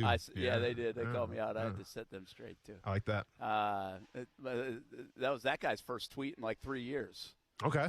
It felt like. I think I know who you're I feel like a couple people called you out, but I think I know who you're talking about. Yeah. It was just funny because I knew the whole thing. What I basically said was outside of Calais Campbell and Jimmy Smith. And the reason I was like, I think of Calais all the time in free agency. Yes. And I was like, if I don't say Jimmy Smith's name, Jimmy Smith actually on Twitter will get mad at me. Sure. I actually thought about that. Yeah. Yeah, I mean, I believe there was people upset about my Avengers video that they weren't included in the Avengers video. I'm like, hey, I made that in the parking lot of a YMCA in about 10 minutes. Next time I'll include everybody. And so everybody, then I knew I was in trouble because I was like, Gene said, he's like, hey, Brett, what about Keenan McCardell? Oh, no. And then I started getting, hey, what about Puzz? Yeah. I was like, we're going to list every free agent signing here in Jacksonville. Yeah. This guy's been around for three games. And he's a special teamer. And I like the one guy. One guy actually said on Twitter, he's like, he said, well, You could make the case that Marvin Jones out of this whole free agent class is even better. I was like, well, you're right. You could. That's a good point. Now you're really picking up on it. A lot of cases being made right now in Brent's timeline. I like it. That was just fun. I always debate, too. It's like inside Twitter. I was like, should I just delete the damn thing since I either phrased it the wrong way or nobody's getting it? Don't do that. And then I'm like, I don't care. Don't do like, that. I don't care. Let's suck it up and enjoy the ride. For sure. I forgot who the dude was, but last night, and he's an analyst. He's an NFL analyst. I forgot who the guy was, but he was talking, just throwing so much shit at Jimmy Garoppolo, saying how they need to put Trey Lance in, Jimmy Garoppolo's a nobody, yada, yada, yada. Well, then Jimmy Garoppolo comes out and, leads the charge to probably win the game was for Aaron Rodgers, and the guy deletes the tweet. Like, just straight up deletes it. He did tweet. Well, but everybody had screenshots of it. You just can't do that when you have a blue check mark, Yeah. Hey, speaking of being mad on Twitter, I posted a video of the punt return because he scored in the corner of the end zone. That was cool. I saw it today. 1,500 views, 12 retweets, here we go. 52 likes. Here we go. Brent, here we go. I lost a follower. I gained 0. I lost 1. I tried to tell you this. I tried to tell you this. You get a lot of views and stuff. It doesn't mean you're going to get followers. Casey, man. But someone said, no, I don't like this. Casey. Stop looking at your analytics. Casey, I'm mad. You're making this too real right now, man. I'm mad. You're making this too real. I'm mad. Casey, you're making this way too real right now. Okay, I understand. Like, hey, we've all posted cool stuff that it goes viral and we're pumped up about it, and I get it. You should be excited. Congrats! Like, it was a great video. I saw it this morning. I did my part. I liked it. I hope you saw that. It's me being a team player. But at the end of the day, it's Twitter, man. All right? There's no rhyme or reason for a lot of things. Tylenol right now is the 3rd biggest trending topic on Twitter. I don't know why, but guess what? It's got to do with politics, okay? So it's not go there with it. I mean, if you want to keep on going down, Ken Griffin. I don't know. Do you know who Ken Griffin is, Brent? No. You sure it's not Ken Griffey? Nope, it says Ken, and that's what I thought too. But Ken Griffin's number 2, and I assume that's more politics. There we go. So more politics for you, but you can't get so wrapped up in Twitter. I'm telling you, Casey, it's not real, man. It's not real. Disappointing either way. Do you want me to call my wife? She'll follow you real quick. I mean, is that going to make you feel like, what do you want me to do? I mean, you have her on speed dial? Is it like, do you know the number by heart? I mean, she's at the hospital. I can put out a text message real quick. Nah, don't do that. Okay. She seems a little busy then. First of all, do you have your wife on speed dial? Let's hope so. Well, I thought if it was an easy fix, maybe, but nah, she's got bigger things going on. I mean, if for nothing else, have your wife on speed dial if you have kids. Yeah, for sure. You might need some help in that category. But hey, by the way, Jamal, that place was electric, man. Oh, wow. And Casey was saying it. He said, Casey, how electric was it out there? It was crazy. I said to Brent a couple of breaks ago that I have never been in that stadium when it was louder, when he broke through and it was obvious that he was going to score. Yeah. Like I don't know like the art of decibels and like how they measure sound, but it went up at least 10. Yeah. Now, granted, I usually don't sit that close to the field, and that's what I said, but it got so loud as it's ever been in that stadium, and for me anyway, and that was pretty cool, I thought. And I just thought about, man, if we were good, it'd be rocking in here. Mm-hmm. But that was dope. I mean, that's pretty cool, though, what he's done. I mean, that was wild. We kind of all anticipate that now if the field goal is short, but for it to actually come to fruition, I think a lot of people were videoing that because everybody remembers the kick 6 with Auburn. Mm-hmm. And so everybody's like, okay, if this comes up short, he's definitely got a chance. There's big guys out there. Like, we're all educated on it. Yes. And so, like, Ty was recording it. Somebody else in the stands was recording it that sent it to us. You were recording it, Casey. Like, we were all like, okay, well, if this does miss, this has a chance to go back. It was a great moment, electric moment in the stadium, and so happy for the fans who get to enjoy some of those moments after seeing such bad football for so long. I will say this. It was not a big crowd. Maybe one of the least attended games in a while, and it was still that loud. And I told Casey, like, hey, can you imagine if this place, I mean, if they could just get it going. If they could just get it going, it would be electric in there, man. That place can get really, really loud. And those Jags fans did a good job that were there. That was a fun moment. I was happy for them. And Jamal Agnew's real now. Listen, he's about one more kick return away from the Pro Bowl. Oh, yeah. Like a month into the season. I mean, he's definitely already in consideration, obviously. Oh, absolutely. Yeah, he's got to be. But one more, he locks it up. Yeah, for sure. And he's got 7 now returns in his career. That's pretty good. It's impressive. I mean, really good stuff. He has been fantastic. You know, he was one of the first guys brought in here, obviously for a reason, and it goes to show you that, I mean, in terms of free agency, they hit a home run. I mean, literally, we're 3 games into the season, and it's already a home run. Like, I feel like he already earned his paycheck all his paychecks because he's got 2 touchdowns already. Yeah, and now people have to game plan for him. Yeah. Which means he's probably not going to get many chances to return, but they got a game plan for him. It's going to be squib kicks nonstop, Brent. It is. His shoes are going to the Hall of Fame, by the way. The Pro Football Hall of Fame, his shoes are going to go to Canton, Ohio. Yeah. Did you see the shoes, though? I'll be honest. I just saw the story. But. All black. Yeah. Oh, really? You know what? They work. No, hey, keep doing what you're doing, but throw a little more swag in there, so be it. I'm just saying. Hey, let's get Captain Rick on right now on a Monday. Thanks for hanging around, Captain Rick. Hope you had a good weekend, man. Oh, Brent, I had a wonderful weekend. Are you kidding me? We have something that happens here that fishermen have known about for a long time, but it's a lot of us old-timers that take part in it. When we get a strong northeaster, it causes Guana Dam to overflow. Now, that's the place down A1A right between Jacksonville and St. Augustine. And when it overflows, it really fires up the trout and the redfish. And we all wade down there, to try and wade out to cast to them. Well, Brent, you and I have had lunch together, and you know that I'm not exactly built for wading in deep water. but I can see enough, and I can cast far enough, and the reds and the trout bit well there all weekend. The ocean was closed for the most part. Now it's open today, and we've got some boats out hunting for the first of the grouper that we may see this season. But I got to tell you, I think we're going to need a couple more northeasters to get them close. For the big boats that can get out to the deep water, just ensure the lids. There's a lot of triggerfish, a lot of scamp grouper. Well, not a lot of scamp grouper, a handful of scamp grouper, and an easy limit of vermilion snapper. And we've had some trolling boats that have made it out, and they're doing okay on Wahoo, 1 or 2 a boat, a handful of blackfin tuna. But all that's ahead of us. October is one of my favorite months of the year, and when I'm president, we're going to have 2 Mays and 2 Octobers and no August and no February. So just be ready for that. I tell you what, Brent, fishing will only get better this week, and I think the weather's going to hold up for us until another northeaster comes in and pushes more water in here. We'll see what happens and be back to check on it tomorrow with another fishing report brought to you by Workman's Quick Fix Plumbing. See you guys. See you. Have a good night. It's Captain Rick, each and every day, Action Sports Jacks on ESPN 690, 7 a.m. on Saturday mornings on ESPN 690. I can see the ocean from here. By the way, if he's going to change the calendar, that takes the leap year out of February. That will help confusion, too. So yeah, now we're talking. I'll tell you what, man, as far as trout are concerned, big trout guy over here, Brent. I love me a good trout. Oh, tasty. Delicious. So good. Bones now. Bones a little bit sometimes, but it's okay. Hey, when we come back, there was a lot going on this sports weekend. We revisit a couple of quick hitters and also revisit the C.J. Henderson trade. If you're just jumping in, you missed it today, we'll recap the C.J. Henderson trade, what it meant, why it happened, what now, and who's going to win this thing. Because, like we mentioned, both cannot win the C.J. Henderson trade. The Jags and Carolina can't win. There is going to be a loser here. Who will it be? I know who your money's on. We'll be back. Action Sports Jacks on ESPN 690. Now, the First Alert forecast on ESPN 690. Plenty of sunshine on this Monday with afternoon highs in the middle 80s and still low humidity.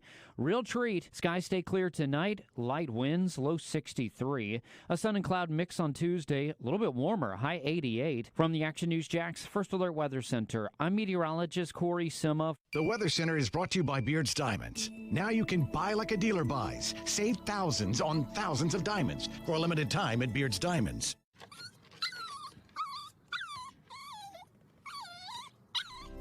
After a long day, having my dogs greet me at the door with their silly smiles and wagging tails makes me happy.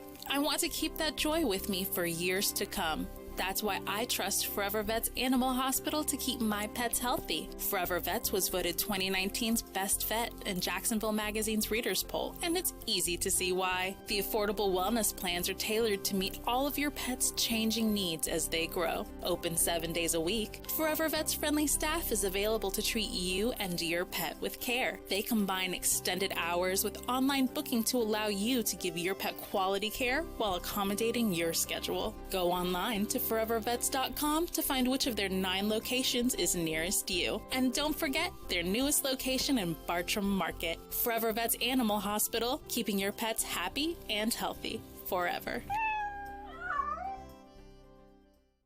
The year's best diamond opportunity is going on now and only at Beard's Diamonds. The diamond market has come to Jacksonville, but for a limited time only. Now you can buy like a dealer buys. Beard's Diamonds has cut the price on the largest and most beautiful diamond jewelry and GIA certified loose diamonds to the lowest prices you've ever seen. For a limited time, buy wholesale and GIA certified loose diamonds, diamond earrings, diamond bracelets, and more. No hidden markups, no retail games, and never a commission. Extra inventory has been brought in just for this one-of-a-kind spectacular diamond event. Our vaults are filled with thousands to choose from. Half carat to 10 carats, ovals, rounds, emerald cuts, cushions. All cuts, all shapes, and all at wholesale prices. Prices so good, even other jewelry store buyers will be in line with you. This exclusive diamond wholesale event won't last long. Now through September 30th. Buy like a dealer buys. Only at Beard's Diamonds in the St. John's Town Center or at beardsdiamonds.com. See store for complete details. ESPN 690 is home for the Florida Sportsman Fishing Show hosted by Captain Rick Riles. Tune in every Saturday morning from 7 to 9 a.m. to find out what's biting now. Fishing so fresh, you can almost smell it. Just be in control. With free interest checking and great digital tools, Community First makes smarter banking simple. Add an account at justbeyourself.com. Community First Credit Union. Just be yourself. Federally insured by NCUA. Kevin Harlan from Westwood One with a preview of Monday Night Football. Week 3 wraps up in Dallas with Dak Prescott and the Cowboys hosting their division rival, the Philadelphia Eagles. Dallas moved to 1-1 in another down-to-the-wire game in Week 2. Prescott says getting the win over the Chargers was essential.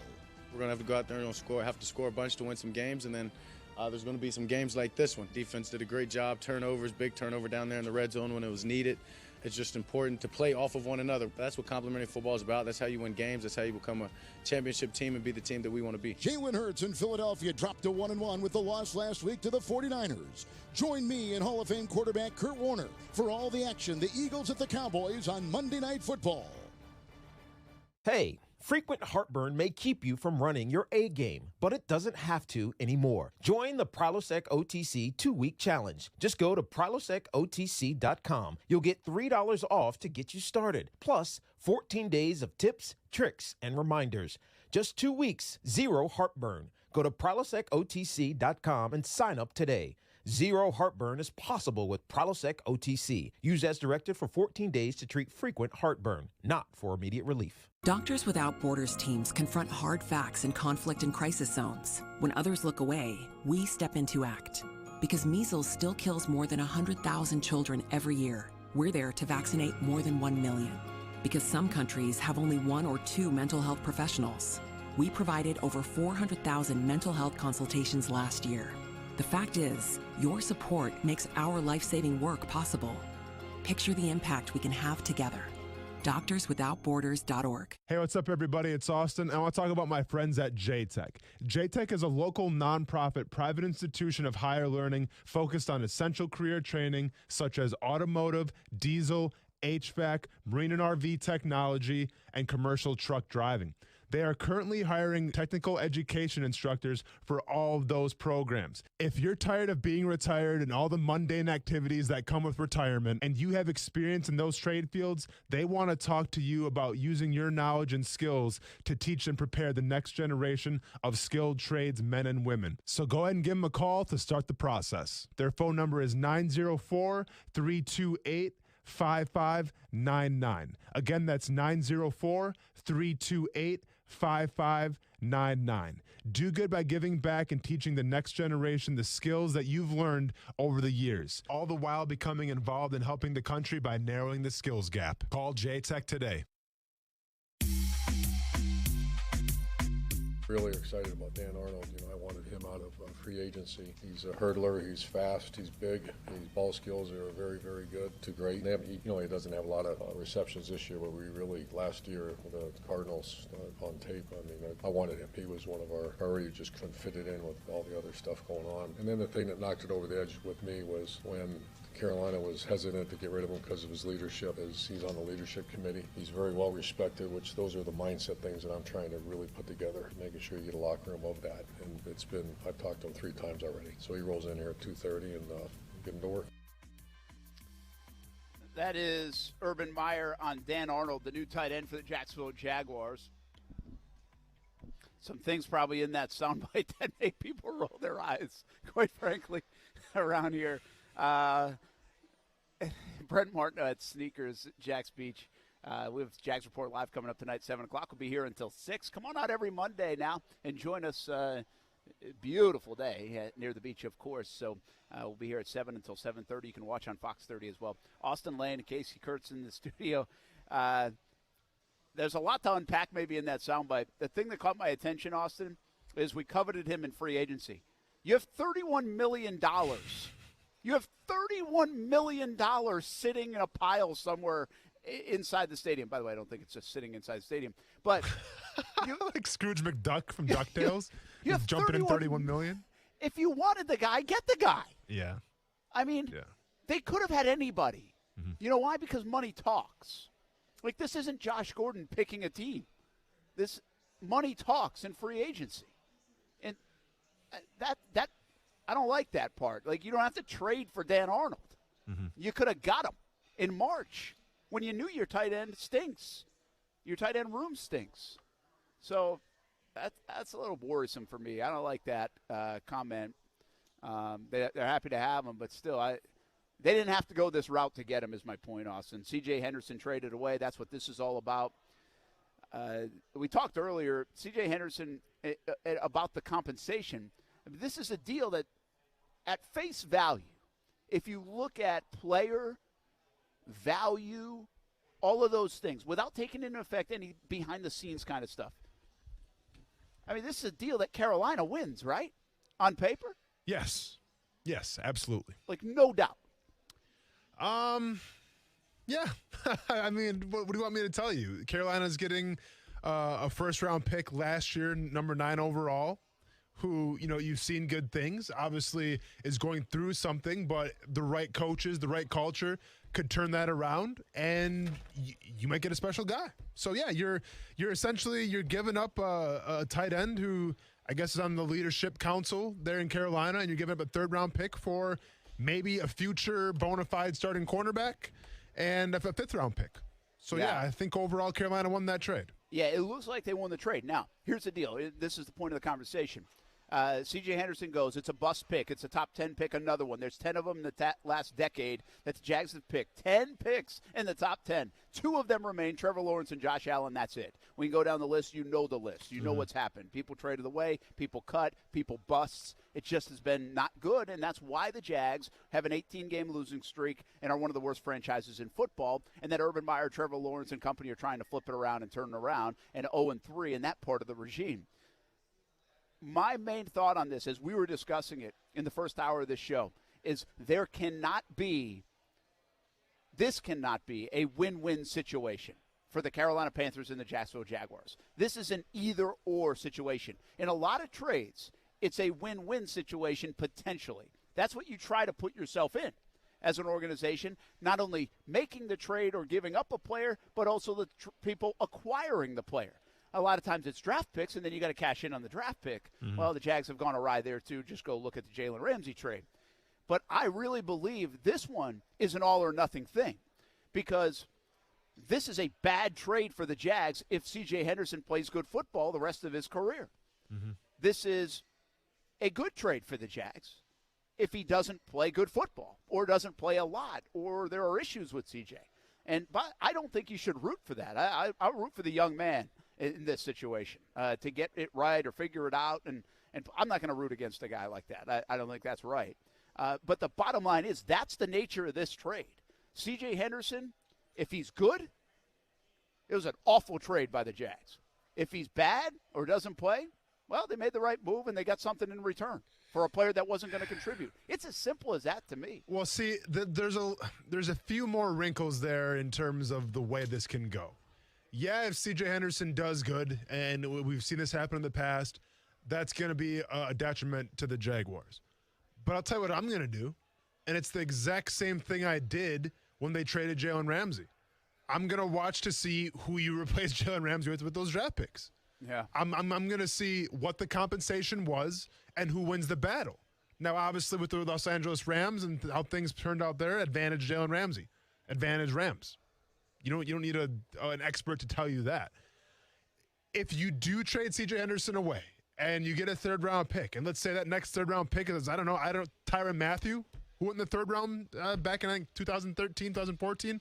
Yeah. If you get a Honey Badger out of that, well, then now it's comparable. Then I think that's okay. Now, that's rare. You got to hit a home run on your third-round picks, which isn't necessarily the easiest thing to do sometimes. It's been done before by teams, but we haven't seen a lot of that here in Jacksonville. But if you can do that, I think it's a win-win. But that's what I'll be watching now. I mean, obviously, I'm going to be following C.J. Henderson, see how he does, but I'm going to keep very close eyes on what that third-round pick turns out to be. Now, and obviously Arnold has something to do with that as well, but I'm watching that third-round pick. Yeah, that's good. That's fair.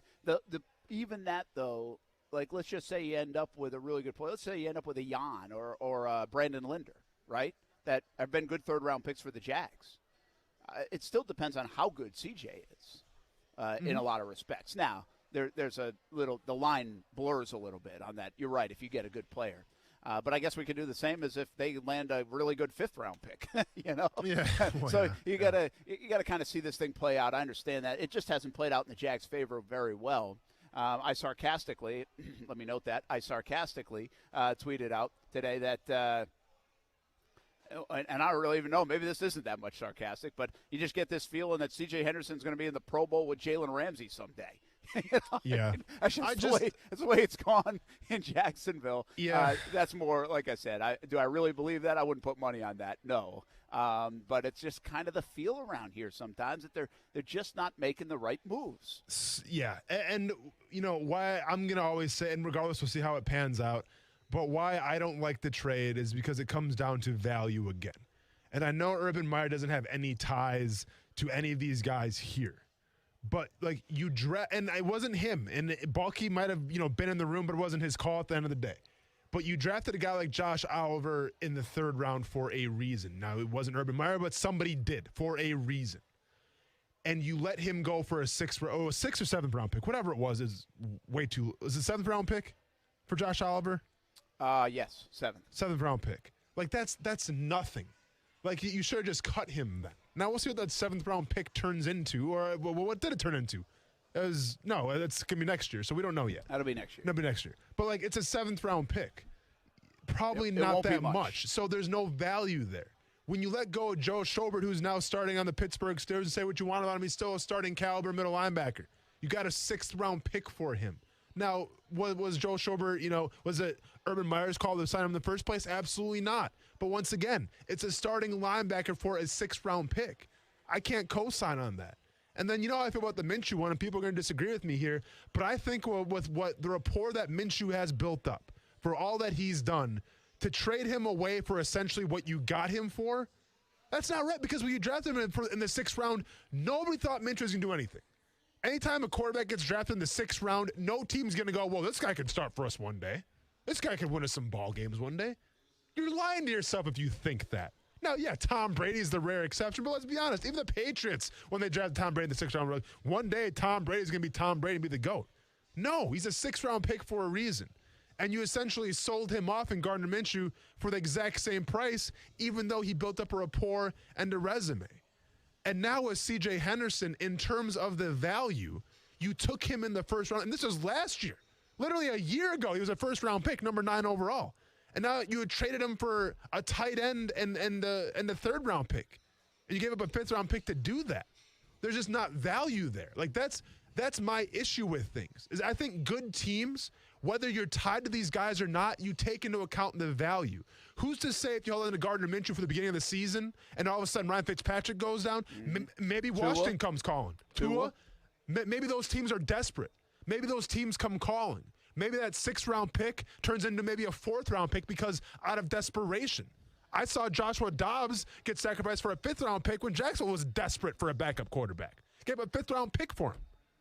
It's just you got to take into account the value sometimes. And I think it's hard for new coaches to do that or new regimes to do that because they're not tied to these guys. And that's fine. But there's a reason why other teams are trading with you because they see something in it. They see the value. I think Carolina saw the value. I think Philadelphia saw the value. I think Pittsburgh and Joe Schobert, they saw the value. Obviously, Baltimore was like, oh, a 7th-round pick? Yeah. You sure? Yeah. Oh, is this a trick? Is this some fine print? They saw the value. I'm waiting for this team to see value, Brent, and go forward, because that's going to help you in the long run as well, I think. I think you bring up a good point about the timing of the bulky pick trades. They've been very curious. Like, you didn't have to do it at the time you did it. You know, like, seriously, is Dan Arnold going to help you win the football game Thursday night? I mean, I'd be surprised. I mean, he's a Thursday night machine. He played last Thursday, too. I mean, it's serious. Is he going to help you win Thursday night's game? Probably not, the odds say. So you're right. Wait a little longer on this move. See if you can get a little bit more out of it. But get closer to the deadline. And this is my case with C.J. Henderson as well. Like, listen, I don't know what went on in the locker room. I don't know how bad it was. But you mean to tell me that you can't get a second-year guy out of the University of Florida? Like, you can't even get him in line just a little bit? Like, it's that bad? Yeah, I don't even think it was. That's the thing. Like, we don't know exactly, but I don't think it was that bad. And then, you know what? And then I think he was maybe odd is the right word in terms of not kind of the perfect fit. But I think there's a number of things going on with CJ that make it that way. But you got to be careful on the locker room talk, because then it sounds like it's a bad guy. And I don't get the sense from anybody he's a bad guy. But no, for sure. And here's the thing about that. Like, if C.J. Henderson, if he truly wants out, like if he's making it so hard right now to be in that locker room and he's being a detriment to the team, then here's the honest conversation that you have with C.J. Henderson. You sit him down and say, listen, if you want out, then play your ass off, and we'll trade you at the end of the season. But right now, you got to help us win. All right, because we need you. Like, we took you, and once again, Urban Meyer not here for that, and that's fine. But we took you last year at number 9 for a reason. So we need you to be that guy. And if you want out, and if you want us to release you, well, then play well this season, and then let's see what happens. Let's see what we can get for you. But to just cut the cord 3 games into the season and say we'll take a 3rd-round pick and Dan Arnold, I don't know, man. Yeah. And I agree with you on the Minshew front a little bit. But, I mean, I disagree with you in terms of the 6th round. I feel like the Minshew trade it's like buying a house for $190,000 and, like, living in it for 3 years and selling it for $200,000. Well, you didn't really make $10,000. You sold it for the same amount of money because you got to pay the real estate agent 5%. Yeah, but but you lived in it for 3 years and still made your money back. I mean, you got something out of Gardner. No, but to me, it's like living in that house. That house got upgraded because you actually got use out of the house. You put new stuff in. That house was upgraded when nobody thought that, man, you can actually upgrade this house, and you upgraded it, and then you sold it for the same price back. There's no value in that. Yeah. Like, I see. Minshew was a different guy before he got drafted from when he left Jacksonville. Like, we all thought differently of him. We thought he could be a starter in the NFL. Nobody was saying that when he got drafted in the 6th round. But now we're all saying that when he left. That's an increase on value, and you got 0 value in return for that trade. Yeah, that's fair. Not all, by the way, but a lot. I get what your point is. Not everybody's on that same page in terms of things he can play in the NFL, is my point. But anyway, interesting. I think the timing, and again, I said on Twitter today, I think Bulky, I'm a little concerned about the value he gets out of trades, quite frankly. I think he's shown a little curiosity in the trading. Do you know what it feels like? It feels like when you're hanging out with your older cousin and you're trading baseball cards and he's older and knows a lot more and he tries to bull you into like trading a Ken Griffey Jr. card for like, I don't know, a Robin Yount card, which is good, but it ain't Ken Griffey Jr. Yeah. But like, I'm a Brewers fan, so I guess I'll take it, but he talked me into one of those. It kind of sounds like, it feels like every time I sign a new contract with the station. That's what it feels like. Getting bullied? I know I'm not a winner here. I'm not a winner. Something seems off. Oh, fine, I'll sign it. Yeah. Meanwhile, Brent's going to Carolina. We'll be back. Station manager at his house. We'll be back on ESPN 690.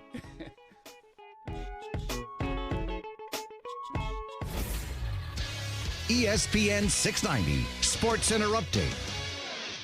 What's up, Jacksonville?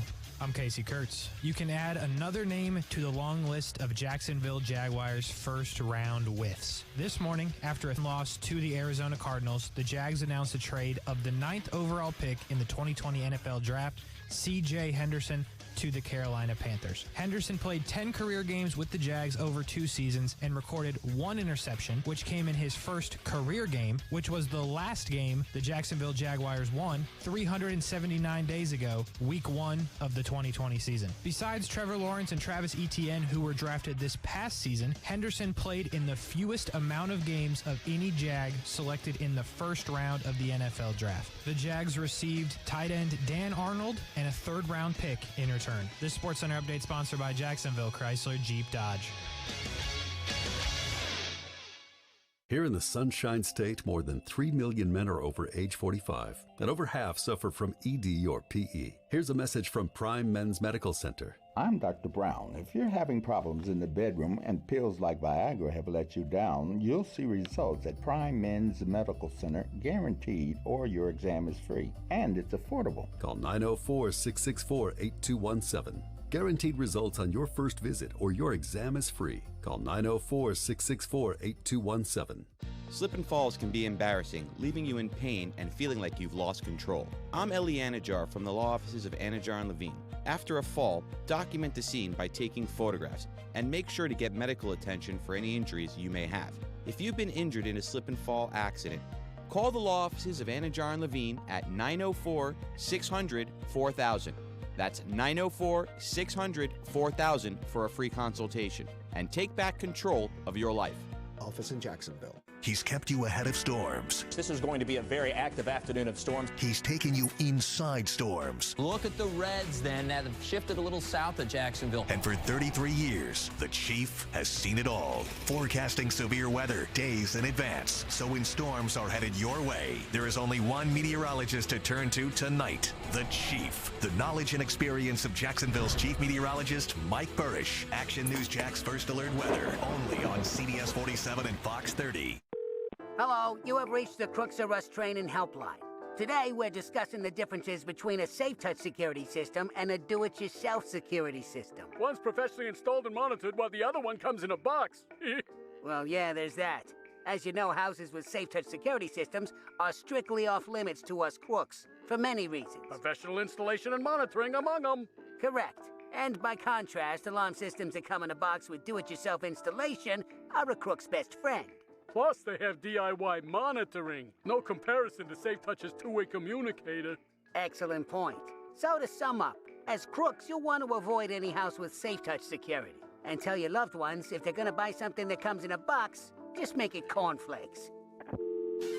Only one security system is truly the best. Hi, I'm Lester Jackson, president of Safe Touch Security Systems. No one beats our technology or our price. Call Safe Touch today at 888-723-8682 or go to safetouch.com. State license number EF233. Are you an experienced diesel technician that's in fear of losing your job due to the recent vaccine mandates? Bobcat of Jacksonville is a family-owned, mandate-free employer offering great pay and benefits. Apply today at bobcatjacks.com. Join us for the Autism Speaks Walk as the autism community reunites to support one another and fuel the Autism Speaks mission to promote solutions across the spectrum and throughout the lifespan for people with autism and their families. To register, visit autismspeaks.org.